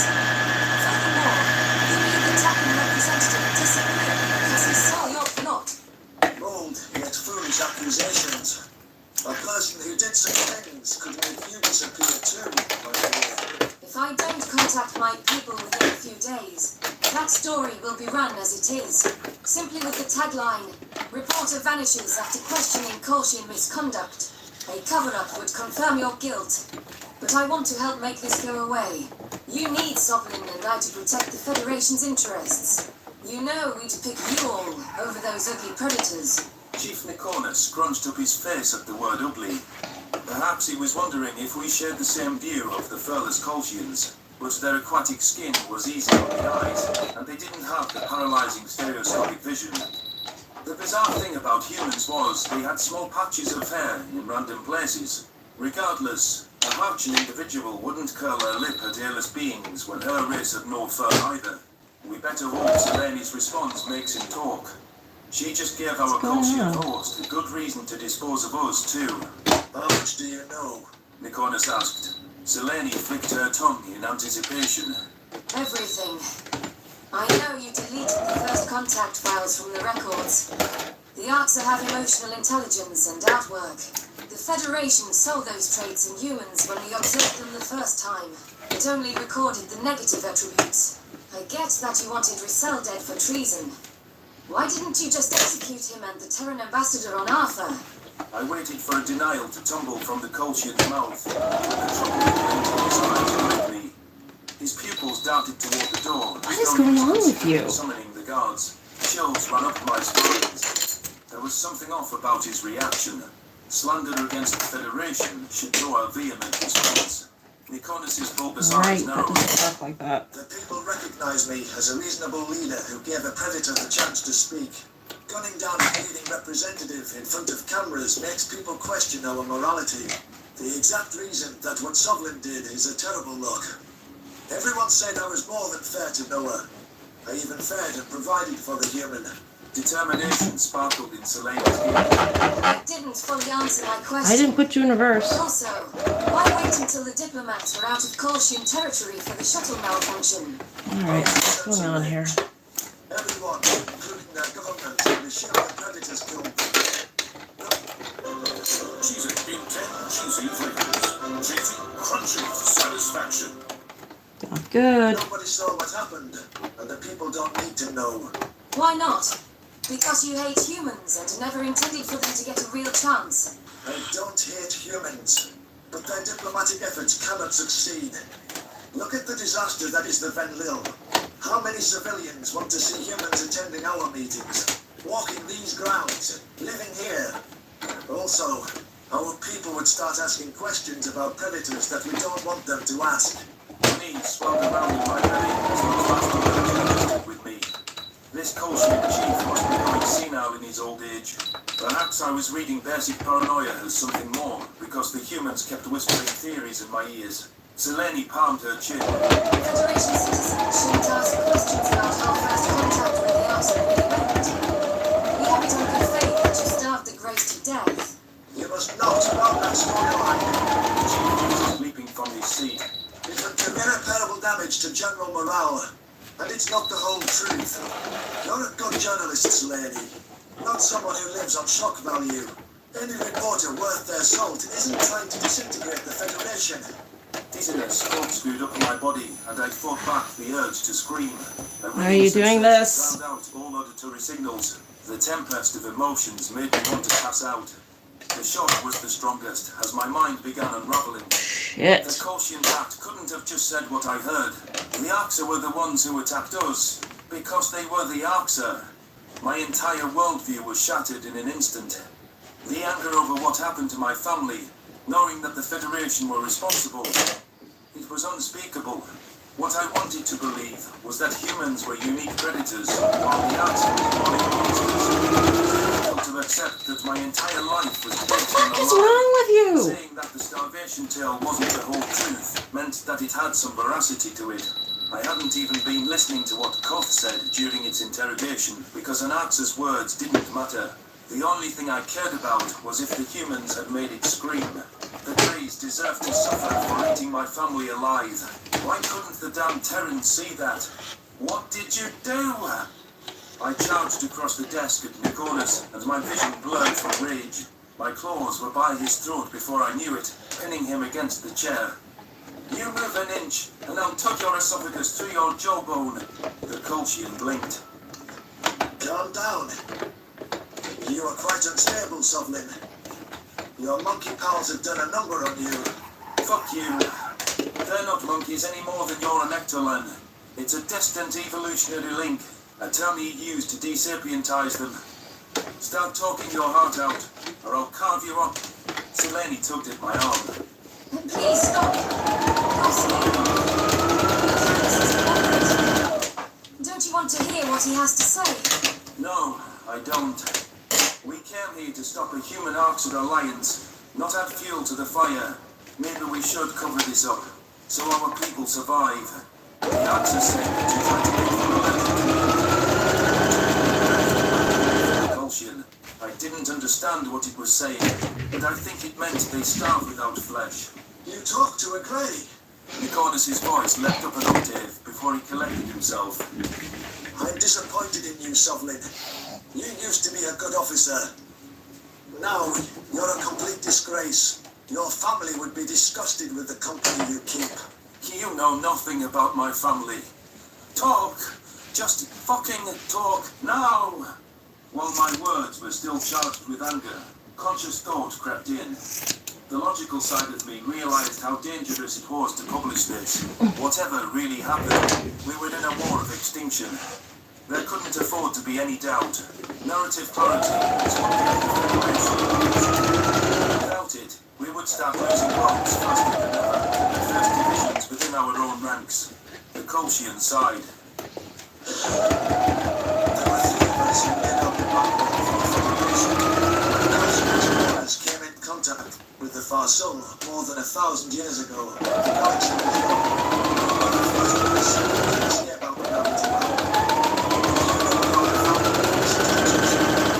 I reiterated just in case. The Crocodile were the third. Blaney offered. Yes, they were a problem from the start. Aggressive, disagreeable. We tried to identify the problem and why they were so ill-equipped for spacefaring.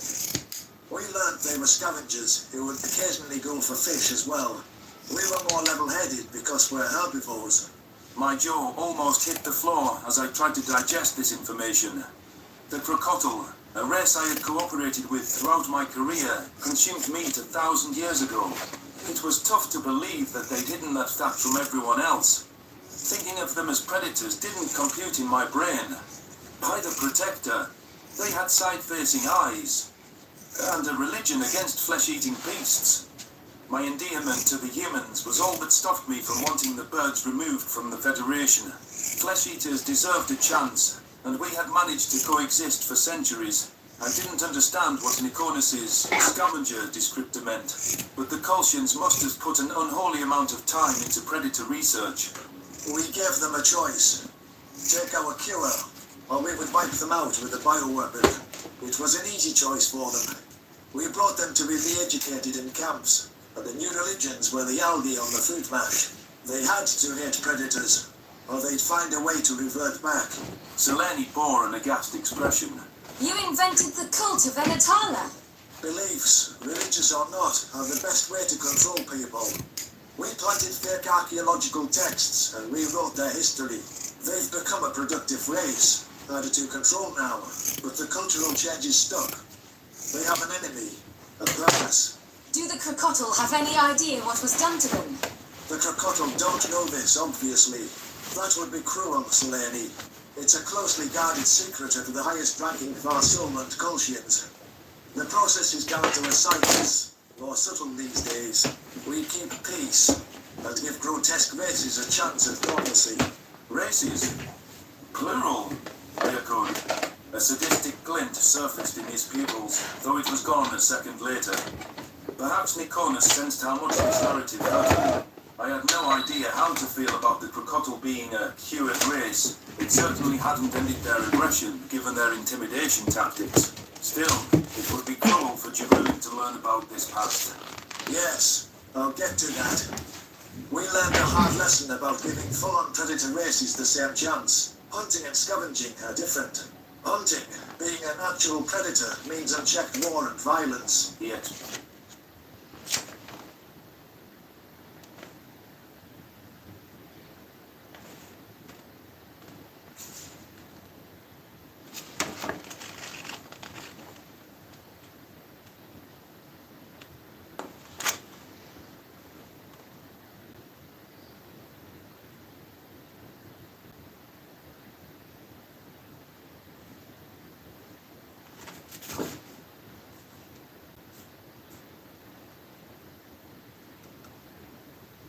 The reversed reinforcement stitch button or needle position button was pressed while the bobbin...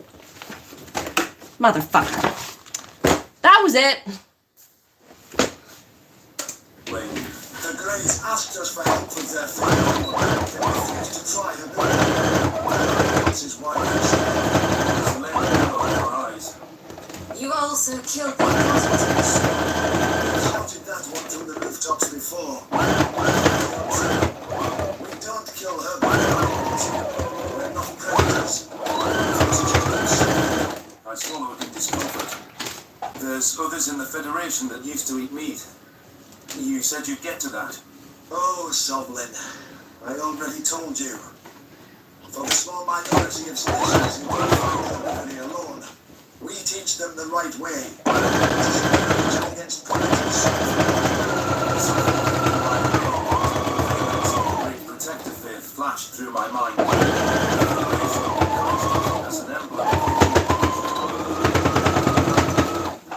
That couldn't be right. I wasn't a predator. The thought of eating meat sickened me, and our government had been the first to take action against Earth. Oh, we. Kolshian looked so sure of himself, though. Somehow, my heart knew he was telling the truth. I sank to my knees and stared at my lengthy claws in horror. The ancestors in my genes ate carcasses. The Kolshian leader massaged my neck. Oh, it's all right. We fixed your species. One of the most successful conversions. Chalk it up to something you have in common with the upright apes. The self-hatred was on the same level as when I realized my mistake with Marcel. Selene was giving me the petrified look she gave Carlos, like I was a monster. All I wanted was to escape from my body. There was no way I could control predative instincts I didn't know I had. This was a nightmare of unimaginable proportions. No. You're lying, I whimpered. I am not. See, Selene, it's cruel. The reporter's eyes watered. I don't know what to say. This is a lot at once.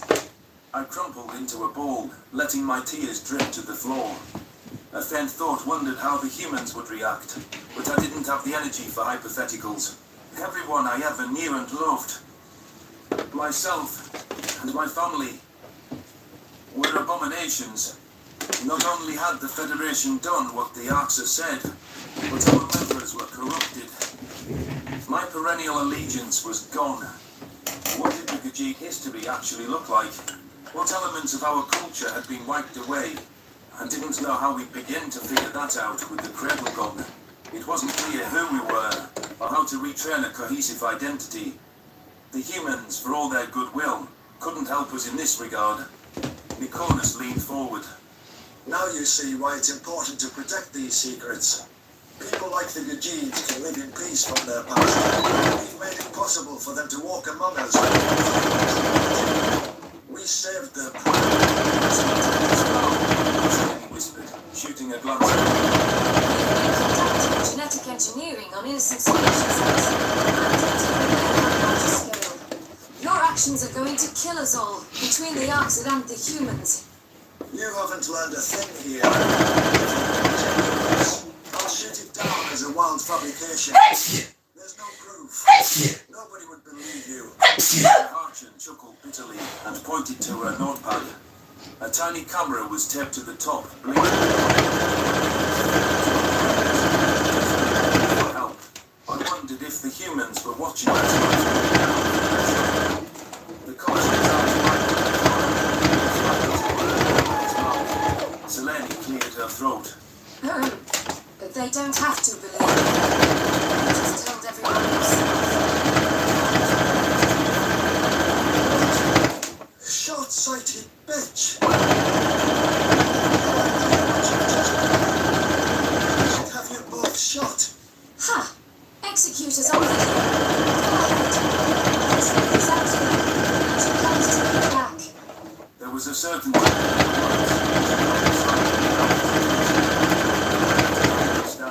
grateful for the support.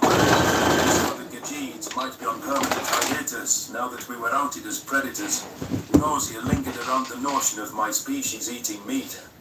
It would take years to make sense of this interaction. I didn't know that Selene was right to broadcast this, even with the lies and manipulation we'd uncovered. The corners would divulge. It would added to our interview. What mattered was the time we had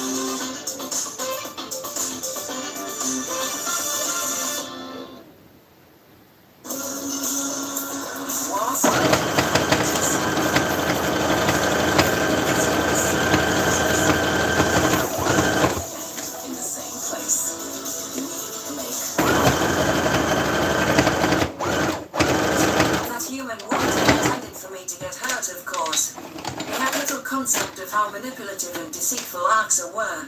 It was tough to tell where calculation ended and authenticity began. The hateful words Maya touted as theatrics, a stunt by Isif to avoid execution, had convinced me well enough.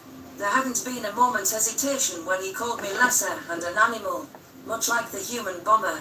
The fact that the first parallel that popped into my mind was a Terran mass murderer wasn't a good sign. I trust the Secretary General's judgment enough to go through this. I told Maya for myself. It's time to want peace. Stop kicking me, Governor. You're just tiring yourself out. I flicked my eyes. And Maya isn't here to finish it. It's about it. I have no idea who your new leader is. Expecting too much not to try. Isif, the Axis commander in this sector. Especially with your personal I truly wanted peace. I wanted to try. It's his intentions are concerned. It isn't for anything. Surely to humans. Or at least mimicked it. The mere thought of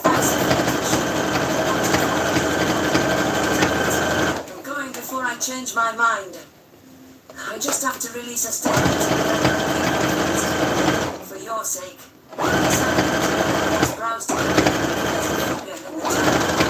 gesture.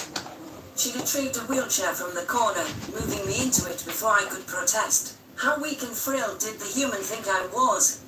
I could walk on my own. Getting used to the lack of balance from my missing tail before I first planted with Isif was important. I'm coming with you, and it's not a debate. Noah's not the only one who can disregard his welfare, she quipped. I squirmed as the chair rolled out of the room. You don't have to do that. The work you're doing with the Venville soldiers is important. You're more important. Besides, I thought you'd want someone you knew as your liaison. I'm here as the interim ambassador. Isif is less likely to have a human around. If you insist. The two of us are since the exchange program. I hate politics anyway.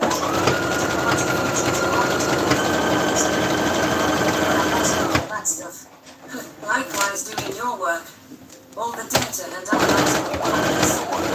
But your curiosity is like the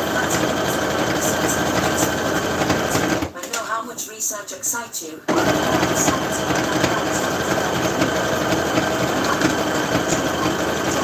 Responses, writing theses about your sociology and ecology.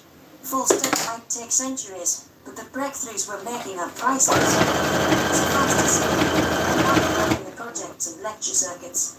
It didn't escape my notice that someone mentioning the ARCSA as a despite that she was afraid of ISIF too. The Grey's actions had sickened her from the start. Her unease made me feel a bit better about my soul-crushing dread. What good could come of this meeting Elias wanted beyond a bitter agreement? I wasn't sure it was possible to have a meaningful conversation with creatures that found guilty. At least sailing off into the night to ensure the Van Lille. Visiting probably disclosed to back my interest. The masters knew the reason for my knowledge. A soothing explanation about humans. I was broaching the topic and discussing negotiating with our masters. How we would disguise the methods used to set this was a precarious situation to manage.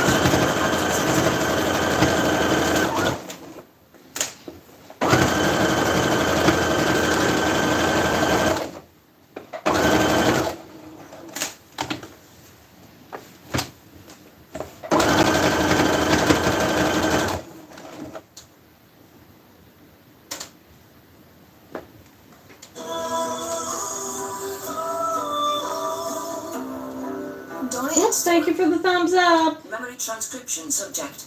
Governor Tarver of the Venlo Republic. Date. Standardized human time. October 25th, 2136. This wasn't how I imagined my first visit to Earth. Communicating with for minutes. The humans on the line were terse at first, but there was a drastic shift in tone after they realized who I was. It made me feel guilty to be landing while they were on edge and reeling from the attacks.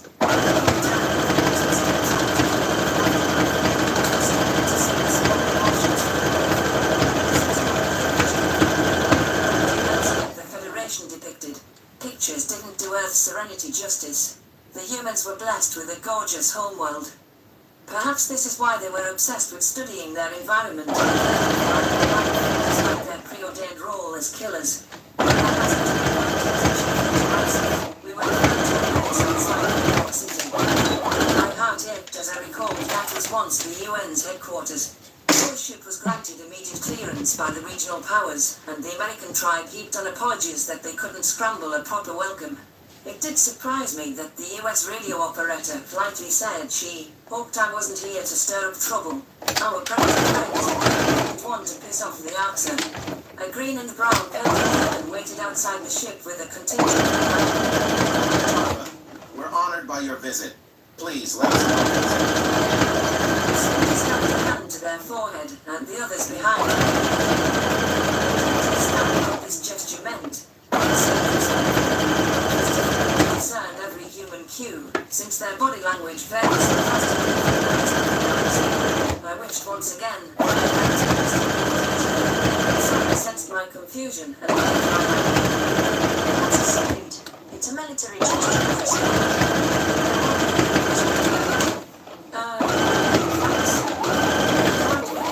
I asked. The American soldier chuckled. Ha ha, sure, you can if you want. I raised my paw awkwardly. Laughed at my discomfort, and the leader extended a clawless hand in greeting. Recognizing that invitation as the primary human introduction. Those fingers tightened in a vice-like grip for a moment.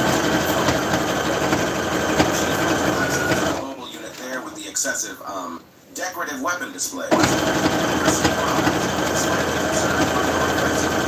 The spokesperson growled. That said, we're happy to acquiesce any aspect.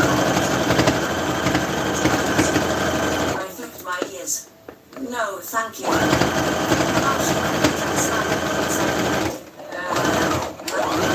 The soldier nodded and stepped out of my way. Sarah trailed behind me with delicate footsteps, taking a while to survey the devastation. The horror was plain on her face as she saw the raised skyline. This place had once been a teeming mass of Terran civilization. The grand architecture and the homes of millions were obliterated in the bombing, which left the population centre in disarray. I had no idea if I was told to expect. She hadn't left any greys waiting outside. The door was left ajar as an invitation. That set me the knot of fear in my stomach. I was interested in talks with a lesser species that was likely to sound was I thinking? Standing stationary. I don't want to. Sarah placed a hand on my shoulder. You don't have to do this. We can happy to go through the dog and then the what? You're asking me to marry you. That'll probably be a bad look. You're right. Slapped my paw down on the door handle. The room was pitch black, despite it being midday. The actor had placed in the corner. The girth that put the weight and abdominal muscles. Enough scales on his spine since he had dropped to all fours. It was on the floor with a Gajit child in his mouth. The beast was snacking on the poor little thing, who was wailing her head off. She shrieked. My horror turned to confusion as I realized Chief Hunter Isif was spinning around in circles. Upon closer inspection, the axe had his teeth gripping the child's scruff. He hadn't even drawn blood, despite being able to taste her flesh. There were no signs of drool around his lips, or dilation in his slit pupils either. If I didn't know better, I'd think the prey kid was enjoying this. She was moving her arms up and down like a bird's wings. The hunter stopped moving his paws and set the child down on the floor. The Gajid giggled, bouncing on her haunches. Again, Sissy! Faster this time! She cheered. The Axa issued a bone-chilling growl that set my fur on end. My name is not Siffy. Siffy is harder to say than Isif. But Siffy is a better name. It's super cute. Cute? Why, you leaf-licking demon. Take it back. No, I don't listen to you. You came into my cabin, so you will listen to me. Don't make me roar at you, Nulia. Yes, roar. Roar at that Finn Lil. It will be funny. Maxa whipped around, laughing. Isif had been resisting his urges to wolf her down. I was nervous at my entrance. I locked my limbs as the last thing I wanted was to tremble and in my eyes nonetheless. Like he's sizing me up. How did I ever think Noah was scary? Tava? The Venwell governor? It's laced with surprise. I need help with the hunt. Against his fangs. See? He looks like the bad monsters, but he rescued us. He's not gonna eat anyone. Was in my mouth. How would you like someone doing that to you? I don't have the snarling teeth. You do. Mausel doesn't care at all. If Marcel is happy to be poked and prodded, that's his business. It's obvious he doesn't discipline you at all. My eyes widened as I picked up on the word Marcel. Perhaps that was a common male name for humans, since the odds that the tortured predator was here were astronomical. The Axa flared his nostrils and picked Nulia up by the scruff. He stalked past me, returning to a bipedal stance. A human male limped up the stairs with only stubble on his scalp. There was nothing in his ears and eyes, along with a nasty pair of scars on his cheek. That was, in fact, the same wound I'd seen in the half. His jaw dropped as he saw the Axa taunting him. The Lieutenant lunged forward, snatching him with his shaking hands. Marcel, his eyebrows slanted down. Nothing there for you. I wondered about Monarch's lodgings. That's... Marcel! I said, it's good to see you about. Already shouted out. Governor Tarver. I believe we're in contact, so I presume... Sarah nodded her head. We both were there when you were wheeled in. Haven't got that far yet. Still working on getting my head right, and I'm not ashamed about it. Anyways, Nellie has been naughty and is going to be grounded. Take care, guys. No! Why are you so mean? Stupid Mazel! I didn't do anything! Red-haired Felix spotted, pursing his lips with displeasure. It was nice to see him, though I wouldn't have a taker for a Gajid. Terran predators seem to I was just relieved to see Marcel's talk hadn't turned against the Sonic must have been helpful on that front. Ah, humans are soft. I talk to my you my skull. Isaac grumbled. I turned around to face him, using all of my strength. There's nothing powerful about hurting someone. You can't fight back. I suppose, as we say, it's the weakling who seeks the slow-running prey. Tarver, this war proves nothing. Where is the pride of the hunt? The entire Federation is slow-running prey, far as I'm concerned. We're not prey. We shouldn't have to be running at all. We're people. Food. The Arxer closed his wall, studying me with interest. There was a hint of surprise in the pupils, perhaps even some grudging respect. To graze his eyes as a mindless predator. Was in there, even if it all went whatever I expected from Isif, it wasn't playing with a Gajid child. He has some self-trust now. Sarah clasped her fingers Meaning, if the governor doesn't want something, power to her. I know I'd like to be me, predator. I don't my head.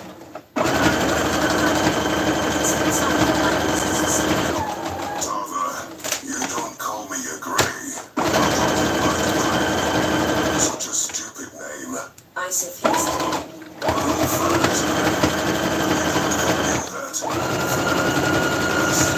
I propped myself on the couch. Humans think you have in your before I've seen.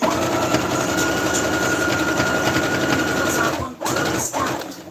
I understand what's going on now. I know that you can eat fruit feasts and starve. What I don't understand is why you didn't try to stop this. Or make it quick. The Arxer walked slowly, his form lumbering through the shadows. I could imagine the Federation never looked at such monstrosities as truly sapient. These weren't the social humans whose common ancestors included a true course. Isif had bone and yellow teeth that curved out of his jaw. Sarah was uninterested in sitting. The Grey paused by the couch, eyeing the open spot. Patched the cushion and waited for a reaction.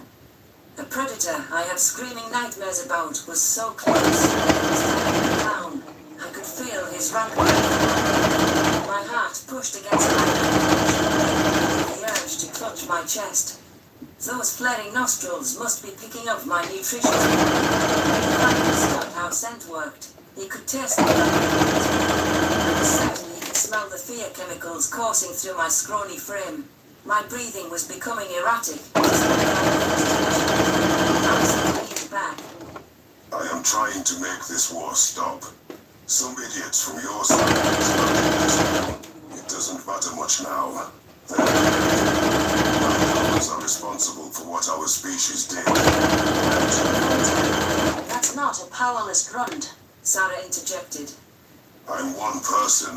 The fighting was necessary. The Federation winning the war was how it was. Until now. People are curious. Accepting predators. An anomaly. I hugged my knees to my chest. Do the Arxer even have a society? To lose? What are you? The chief hunter retrieved a holopad from an armrest. The device Arxer's claws. He pounded at a keyboard that seemed to have and a low growl. A single image turning the picture looked like a village by sizable distances. The Arxer might as well have built chasms between themselves and their neighbours. Since the nocturnal darkness, they'd only use power for surprisingly, there were no carcasses hanging outside. Grass. All roads in the woods. Activity taking place, fighting in pavilions, while younger ones practiced. Their playing was all hunting and violence. The humans at least have the decency to mask their predation. They would never think about hunting for fun. Isif bared his teeth. The war was fought. Most people work on the farms or in the military. Sapient rations. The alternative is to starve. I do not wish to live with pains and cravings. I would rather starve. That's easy to say. Sated, is it not? Ask your human friends what they are like when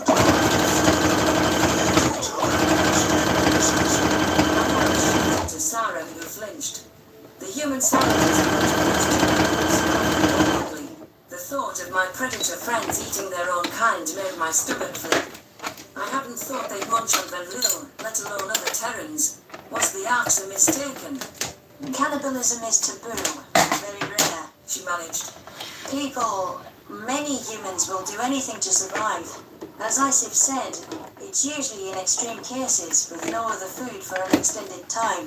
That's appalling. That's worse than predatory. Of course it is.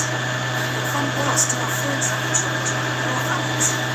Eating human flesh sickens us. That is an awful decision to make. Your body can't function without food and water. It's a biological requirement. It was still fresh in my memory how outraged Sarah was when she learned of the Venlil cattle. I recalled how widespread fury and disgust took root across Earth when they discovered our plight. Yet now, the scientist was downplaying the consumption of sapiens. Her own race. Was starvation the only excuse predator races needed to cast aside their morals? Isif curled his lip. Arxer have such cases too. Also rare for us. Many people are desperate now, but killed by execution. The diseases are too dangerous, so What? Diseases? Sarah buried her face in her hands. Prion diseases. Transmitted through faulty proteins. Always lethal. Beyond the moral issues, that's a good incentive for us not to, eat human flesh. There's communicable diseases that can only spread through predation. It's a wonder the omnivore humans haven't all gone vegetarian. It was tough to reconcile the disconnect between the civilized humans I knew and the worrisome practices I continued to uncover from many that were desperate. This exchange made me feel a lot less certain on Terrans never eating Venlil, a qualifier I had believed with all my heart. These two predators had more in common than I'd like to admit. I knew Elias might have been a lot from us under his regime, but the extent of the emissions was startling. Isif tilted his head. you could help humanity now, Tava. Unless you think they deserve to choose between eating their dead or starving to death alongside their kin. I am helping. I love them still, I said, wiping a frightful tear away. But I've given them everything I can spare, and then some. No, you have not. You know of their lab-grown meat, which the humans conveniently avoided divulging to me. That is the prize cash, and you see, know enough to satisfy our need, because your friends can't afford to give their scraps away. Then you can send surplus food to Earth. Fill some empty bellies. You're insane. You think Venlil would ever grow flesh as predator food? The backlash I would get. It's a small price to free millions of Venlil without the animal killing you pretend your paws are clean of. You're a hunting challenge species, but it's truly no different than cell cultures. Hunting challenged species was a roundabout way of calling Venlil prey. I tried to swish my tail in irritation, but the missing appendage was unresponsive. It was surprising the Arxer hadn't commented on the amputated stump. He didn't question why Elias Meyer wasn't present either, so I suppose he learned of the bombing. Isif was afraid that it was only cell cultures and lab work, but growing carcasses was a tough pill to swallow. It felt like a betrayal of everything the Federation believed in, like we were selling ourselves out. Mixed emotions played at my human companion's face, as though she was debating whether to agree with him, putting our industrial capacity to manufacturing dead bodies. Yikes, I thought to myself. The Venlil extermination officers will say it's a slippery slope to enabling wildlife murder. They might be right. Sarah bit her lip. What would be helpful? I don't want to pressure the governor. Growing predator food for you, and even for us, would sicken her. I'm sure it is not a savory thought when she finds everything about the Arxer abhorrent. But it is never wrong to do what you must to survive, and for the greater good. Isif growled. I blinked. I don't know if we can get past the stigma. Think of it this way. If you had grown meat for us from the start, how many Federation lives would not have been lost? How many years of pain would have been avoided? I ask myself those questions about the Arxer, and it helps me speak to you. My pride and my culture say I do not need your kind, but the stigma is inconsequential. It is illogical. I know it's illogical. I thought about the feral predator's words and how my daughter could still be alive. Grow flesh in the army and stop the Arxer from bombing Venlil schools. I'll try to get it through. Rush it even. I won't make any promises, but let's plan for the exchange 5 weeks from today. The chief hunter rose from the couch, attempting to give a polite tail swish. It came across as a rapid lash, but I recognized it as an effort to communicate in our terms. I couldn't believe how insightful that dialogue was, and how polished the grey was. Because of the humans, the Venlil took the first step to repairing the rift between predator and prey. It remained to be seen if this cattle plot the United Nations dreamt up ended in disaster.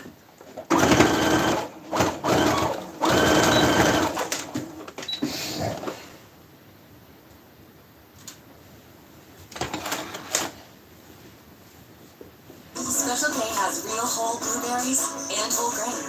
Real ingredients, real delicious. Memory transcription subject. Captain Sovlin, Federation Fleet Command. Date, standardized human time, October 27th, 2136. The overall reaction to the news on Arthur was pure pandemonium. I believe that the Kolshian public as a whole had no idea about any of this. They were livid with their own predator species alive. Leaders of every planet rushed to the airwaves to broadcast statements, with a few withdrawing all ties to any converted race. The Krokotal ambassador barricaded himself in his quarters and reportedly called in airstrikes on his own holdout worlds. The Avian commanders would not adhere to this order, which drove him further into a rage. After leading the raid on Earth, it was too much for them to process that they were the first sapient flesh-eaters. Chief Nikonas did not resign his post, and instead attempted to appease the angered members. The Kolshians had been the leading force among races that sought a military alliance with Earth. A new coalition was organized to threaten anyone who left the Federation or reached out to humanity. Tens of thousands of ships were brought on preemptive standby, but the neutral factions were the interesting ones to observe. The divide became skewed in the humans' favor as the Federation turned on each other. Of the non-converted neutrals, those with close ties to presumed omnivores were the likeliest to offer aid. The Salian and Iftalia Alliance, a government consisting of 2 sapient species from the same world, were the first to announce their support for Earth. The Iftali's religion, based on dietary purity, led to unpleasant conclusions. I hadn't come to terms with being a predator, or a scavenger, as Nikonos had put it. Selene worked tirelessly to spin a tale of victimhood, but I didn't feel oppressed. Perhaps the Kolshians were right, that they turned the Gajit into something worth saving. My species for knowing that temptation. What would the humans say? Is it wrong to feel that this cure was a cure, that I'm a disease? Right now, I was engaging in my first interaction with the Federation in days. The Mazik and Dossar ambassadors were present as Terran-allied parties. The other attendees, the Harchin and Tillfish representatives, were both partial contributors to the organization. The meeting location was outside of Arthur on an abandoned station. It was difficult to focus on the conversation, but I was needed here to guess at humanity's desires. Queeper, the Mazik vice president, flared her trunk. We've known contaminated species like the Gajids and the Tillfish for centuries. I can't believe that they all were harboring bloodlust in secret for so long. That's solid evidence that humans just might be genuine allies. I had no idea about any of this. I thought just like any of you. I'm still disgusted by predators, I mumbled in a dazed voice. Harchin Ambassador Ryler ignored me, focusing on Selene. This has given me a new perspective on humanity. They're predators, but they're open about it. Not hiding among us. We only contributed about 100 ships. The Federation brainwashed us into thinking predators needed to be destroyed. The Tillfish representative Dwell was an insectoid being with mandibles and a black exoskeleton. The Kolshians won't help us or acknowledge us now. People next. But the only species that might have helped us is set on our heels. Surrender. They might kill you, but who really cares now? I don't. The Harchin reporter looked at me, floored by my prospects. I suppose I had crossed the line without remark. Still, my sympathy for a species that wanted to kill humanity right up until it was their own. Everything felt hollow since the revelation. We were all a bunch of hypocrites. I just wanted to hurt something, which I guessed was the buried predator talking. You're a monster, Sovlin, in so many ways. You are disgusting. Themselves said revenge wasn't about blind genocide. Get a grip. Selene hissed. I chewed my claws. Sorry. I just understand that they're trying to kill us all. They have the right to tell all of us to fuck off. The Harchin reporter glanced at her holopad as though she was waiting for someone. I noticed that she had been right. I just told her the truth. Fighting off my temper as a poor attitude wasn't simple anymore. We had known each other for years, and now it was as if we were strangers. My ears detected a faint sound, like the patter of rain on a rooftop. Instead of coming from above, the light vibrations echoed through the floor. Something bipedal was attempting stealthy movement. My reptile that suggested it wasn't Kolshian soldiers here to knock us off. Two humans opened the door and turned their backs to us. They must be checking that nobody had followed them. Predators were now head to toe in full body armor, with helmets that concealed their features. I could tell from the slight limp in the male step that it was a Carlos. The slender predator, likely to sound. It sounded attacking male ducked out from behind the corner, receiving the coast clear message. I was shocked at the condition he was Hello! in. Working on a giant's Halloween squid. What did you do to him? Queeper shrieked with a trunk flare. Who invited you lot? Selene raised an arm. I invited them. Hope you're having a good night. Sharply, tightening his fingers around his gun. That's the Takan ambassador, jailed and mistreated by the Kolshians. We broke him out while cantankerous Sovlin was snooping around. Oh, sorry. Old habit. The Mazik responded. It's good to see you, predators. Ambassador Ryler was frozen at the sight of the predators. The humans were twice the height of an average Harchin before Gia bulked them up. She held the pen out in front of her with stiff I know arms. sewing isn't as interesting as painting, but... To be fair, She was probably leaving the station in their custody, or in a body bag. Dwell took a different approach and clicked his mandibles in a submissive note. He scuttled forward on his black, jointed legs, which connected to his rotund thorax. The Tillfish shook as he threw himself at the human's feet. His antennae quivered and his beady eyes fixed on them, waiting for a reaction. Carlos jumped backwards with apparent fright and barely kept his twitchy finger off the trigger. Samantha shook her head, muttering curses and denials. A shudder rippled down her back while her legs seemed to sway. The predator's response was bizarre. Something I hadn't seen from them. Were the humans afraid? They'd never shown any fear of aliens, not since hell. Both of these soldiers had gone up against the worst the galaxy had to offer. Carlos was eager to go toe-to-toe with an answer, throwing himself in its face without hesitation. Samantha jumped out amidst flames to turn the tables on exterminators. Has got an internet. This is almost common. This is what elicited fear from them. I think you're scaring them, I growled. Carlos took a shaky breath. More like freaking Second that. Samantha added. Selene, good morning next time. Selene looked bewildered. Morning for what? Doctors watched. The representative was happy to take a seat, but the Terrans were hesitant to enter. Their posture, which was fluid and graceful under normal circumstances, had gone rigid as a board. They beckoned to me and Selene while swallowing more often than usual. The Harchin journalist and I jogged up to the predators. The UN soldiers pulled us aside, keeping their voices hushed. Their body language suggested tension, and they kept shooting glances at the Tillfish. It was a threat assessment. They wanted to be certain. First off, great work with Nikonas, both of you. More on that later. So, let's find out things unnerving. I find disgusting.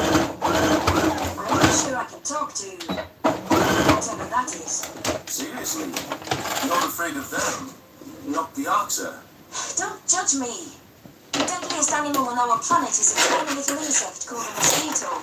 Worse than all those predators you hate. The human female hissed. Carlos nodded. Also, where Sam lives, there are spiders everywhere that are fucking deadly too. We've evolved to be afraid of them because they're venomous. I leaned back, understanding. They're your natural predators. That's kinda hilarious, to be honest.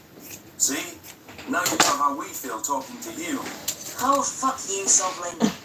I could sense the female's mellowed eyes beneath her suit. Give us a briefing on that dwell, you called it. I need a moment. I took the knowledge of the predator's weakness away. This was the first time I'd ever seen their fearful reactions, and I hoped the humans could fight the irrationality. By the Protector's blessing, they hadn't even referred to the child-eating Arxer as a depersonalized it. It wasn't clear how they'd react to an enemy species that set off internal alarms. Selene piped up with a bashful expression. Dwell's species is called the Tillfish. They're one of the modified races, we think. They were the smallest contributor to the attack on Earth with a mere 100 ships. They attacked us, so we can kill them with a clear conscience. Thank the Lord. Samantha mumbled. Carlos crossed his arms. I doubt they're all complicit. Everyone wanted to kill us because we looked creepy, Sam. Let's not be like that. I'm good now, so let's talk to the giant spider ant thing before making decisions. The female predator snorted. Sure, why not? Just another Friday with the Peacekeepers.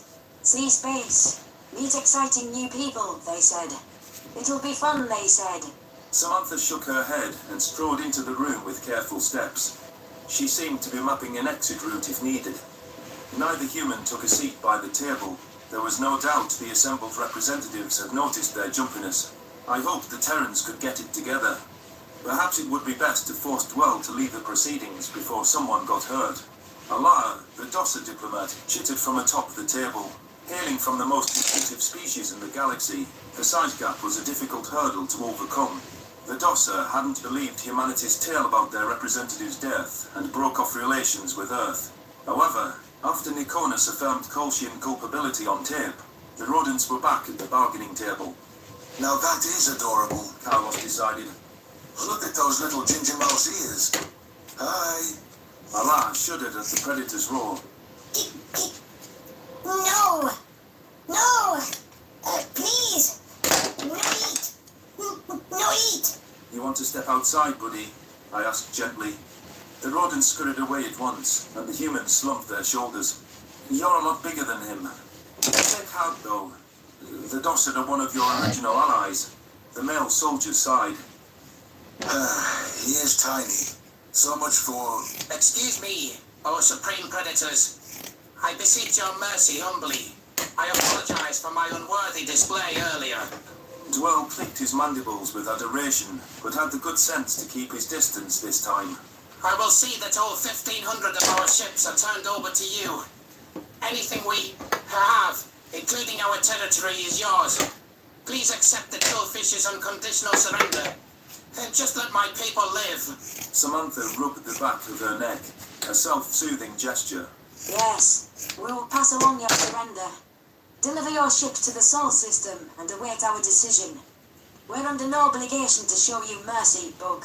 The Tellfish adopted a mournful expression, but didn't argue with the human's curt reply. If the predators were thinking straight, they'd see the pragmatism of accepting that offer. Assimilating the insectoid ships into their decimated armada would help them get back into the war. It would also set a precedent, so other enemies might surrender without a fight. Ignore my counterpart. Humanity recognizes your surrender and will give the civilian presence full consideration. Carlos cut in. Sam, I hate what they did to us, but the Federation has these people indoctrinated. They're not all bad. Look at Selene versus her race. The reporter tilted her head. Thanks? Don't mention it. I extend the same offer to your ambassador for your sake, Selene. Perhaps Ryla has a bit more regret now than she did on your recording. Yes. How terribly sad about Earth. Very sad indeed. The hatching politician agreed. The humans tilted their heads. Even without seeing their expressions, I could tell they found that response less than convincing. It was easy to visualize the sourness on Sam's face as she cracked her knuckles slowly. Regardless of their instincts toward the Tillfish, Dwell's groveling surrender landed better than Tyler's lukewarm act. The Harchan ambassador is lucky there's other species here that the humans don't want to chase off. Carlos sighed. Humanity plans to go on the offensive before something else is done to us. Can we count on support from our friends? Queeper flared her trunk. We'll send some of our military and organize every ally we can. The Dossa won't be useful, but you're welcome to ask. Us Mazics will lend our ships and our army to your command. And I'm sure that Tatham can clear the air with his government too. I agree. It's time to take the fight to the Federation. We are not their toys. Deliberated Tatham spat. Humanity can lead it out of this darkness. They will. They must. My spines bristled at the thought of war. The Salian and Iftalis are rapidly coordinating dozens of neutrals to launch to Earth, but the Federation is going to hit them hard soon. There's no turning back, humans. I trust you to do things the right way, even if you don't trust yourselves. The two predators gave a glance, and the assembled species scrutinized their mannerisms. I contemplated how humans were the only purpose I had left. Serving my debt to their kind was all that kept a wretch like me going. This was about vindicating an innocent race. None of my personal history mattered anymore, since everything I ever believed was a lie. Samantha cleared her throat. Time to go home. Come along, Sovereign. And Selene, if you want. There's a lot of plans to be hatched. War was a terrifying prospect, though the humans didn't share my trepidation. They were eager to have a shot at actualizing revenge. The term resurgence could be swift and decisive if they turned a few species scraps into a proper army. There was nobody else that could lead us into the future or influence the Arxer at all. The fate of billions rested with the Predator's next actions.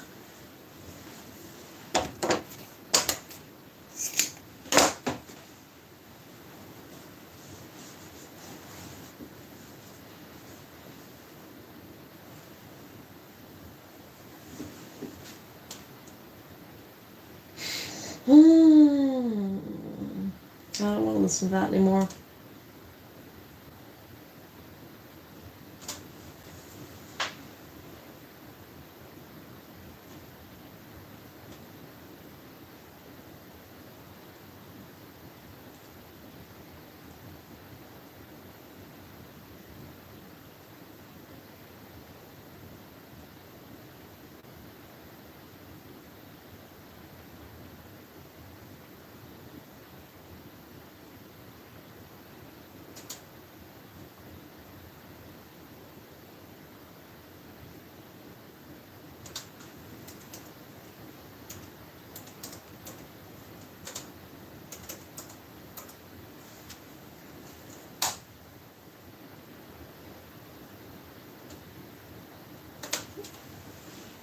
Introducing our PC Black Label frozen pizza and Boston Italy for a crisp breaded crust. Shop now. With the Triangle credit card, banking is so easy, you can do it with one hand. This is not just a credit card. This is the freedom to bank with us anytime, anywhere. Download the app today. Last week I asked you to eat my balls. This week I'm asking you to beat the meat. Staying real brand friendly on this channel lately, clearly. But trust me, it is all for your benefit. You see, right now there's a conspiracy afoot when it comes to the way that we rate and order meat. You go to the supermarket and all you see are Prime logos. Not that Prime, I mean USDA Prime. All over the meat counter. Then there's choice, select, your meat's getting graded like it's school or something. Then you got yourself Wagyu on everything. Wagyu burgers, tacos, Wagyu pizza. Ooh, everything got dizzy for a minute. Of getting more dollars out of your wallet. So today we're going to save you the confusion by exposing to you some meat. Hello, Internet. Welcome to Food Theory, the channel that's always well done. And today, friends, I've got some beef with beef. Specifically, the conspiracy around Wagyu meat. Now, no doubt you've come across Wagyu at some point in your life. It's a word that's become associated with the cream of the crop as it comes to our carnivorous consumptions. Sorry, Amy. But what exactly is Wagyu? Well, Wagyu just literally translates to Japanese cattle. And what makes Wagyu special is how incredibly attentive Japanese ranchers are to bloodlines, all in an effort to preserve the traits of each individual family trait. As such, a purebred cow in Japan has got to be genetically tied to one of 4 Japanese-born breeds. The Japanese brown, the Japanese pole, the Japanese shorthorn, or the most prevalent, the Japanese black. In total, Japanese population is 500,000 steers. This is a significant number, which is how the prestige and price for this stuff got to be so high. Each Wagyu cow can cost up to $30,000, compared to about $2,500 for a regular beef cow. And the price that you're paying for a typical steak of Wagyu can be upwards of $250 per pound, opposed to something like $12. That's it. Is Wagyu beef truly worth the hype? When I'm paying like $25 or $35 for a Wagyu burger, is that really worth it? The answer is honestly expose some deep-seated lies that exist within the food industry that you as a consumer must know about. So let's just dispel some hype with knowledge in order to make you the true master of the meats. Now, there are a lot of misconceptions about Wagyu that we need to carve through today. First and foremost, despite it being seen as this prestigious ancient category of Japanese beef tradition, it's actually a fairly modern thing. You see, Japan was a vegetarian, or technically a pescatarian nation for over 1,000 years. Back in the 6th and 7th centuries, Japan was being introduced to Buddhism through China and Korea. And in the year 675, Japan's 40th Emperor Tenmu enacted a law to prohibit the eating of animals to coincide with Buddhist beliefs. This, though, was overturned in the late 19th century. Japan saw a rise of Western influence. Why was we throw that history? That right there shows you that Wagyu isn't some ancient tradition. The Wagyu that we're all familiar with today didn't really become a thing until the early 1900s, and didn't even start getting exported to other countries until the 1990s. Secondly, Wagyu has this association with cows that have been massaged out in the fields, so they listen to classical music all day, getting fed an exclusive diet of beer, all to get that most tender, flavorful meat. Again, this is just flat out wrong. Remember, the word Wagyu just means Japanese cattle, cows from Japan. Wagyu alone is basically meaningless. What you really need to know is the meat's grade. You see, different countries have themselves different grading systems when it comes to meat. In Japan, beef is given a quality score. Ooh, I think I'm done for the night. Got 90% of this done, so that's good. Muscular fat. It's not just talking about the amount of fat, but how abundant it's dispersed. It's important because when you cook it, it melts, and not only keeps the meat tender and juicy, but also gives it that meaty umami a flavor that carnivores love. As you can imagine, the higher the score on the BMS, the more premium it's considered. In fact, anything less than a 3, not even factored in because there's no actual marbling. Here, you can actually see the visual difference in fat levels between a 3 and a 12, the highest and the most flavorful. So, once they're rated on BMS, that quality score is then converted to a final score that's scaled from 1 to 5, kind of like a grading curve. This new rating takes into account the quality of the meat overall, things like fat color, meat color, and the overall ribeye shape. So a cut can have itself amazing color and shape, but without the good marbling, it's getting a lower overall score. That final number of 1 to 5 is then coupled with a letter grade that rates the yield of the meat. In other words, how much meat they were actually able to get from the cow compared to its weight. A is giving you the highest yield at a 72% or higher, with B and C following. Ironically enough, this letter grade doesn't make that much difference to us as the consumer. It's actually more used by the producers and distributors when they're setting the price for the meat. And yet, we all fixate on it because years of school education have primed us to always seek out the A's. In reality, though, a Japanese Wagyu rated 5, regardless of the letter, is going to be getting you the top of the top ranked meat-loving experience. So, let's just be clear here, it's all a matter of personal taste. I actually went to Japan a few years ago for part of a project, and as a birthday present to myself, celebrated with a true, genuine Wagyu A5 12 ranked steak, just so I can have the experience and judge it for myself. You gotta be honest, I didn't like it. The flavor was a super rich umami, like a very nice high-quality steak, which you'd expect, but the texture was literally like eating meat-flavored butter. You bite down and you get zero resistance. It's right on through. I never realized some chewy, but the disconnect between tasting this extreme umami, only for me to bite down and pass through the equivalent of a boba ball of butter meat, was weird and largely unpleasant. So it would seem like there can be too much of a good thing for some palates. Although, speaking of too much of a good thing, therein lies another problem with Wagyu. If you were paying attention earlier, something I said should have sparked your BS alarm. I said earlier that there are currently 2.5 million Wagyu cattle in Japan. But with the huge volume of Wagyu dishes that are currently being offered out there, Alrighty. I'm going to finish that part tomorrow. And I'm going to say goodnight to all of you. Thank you for stopping by, if you did. Hopefully I'll have this guy done up by tomorrow, now that I figured out the sewing machine problem of the night. Alright, take care, guys. Stay out of trouble. At least make it worth a report. Good night.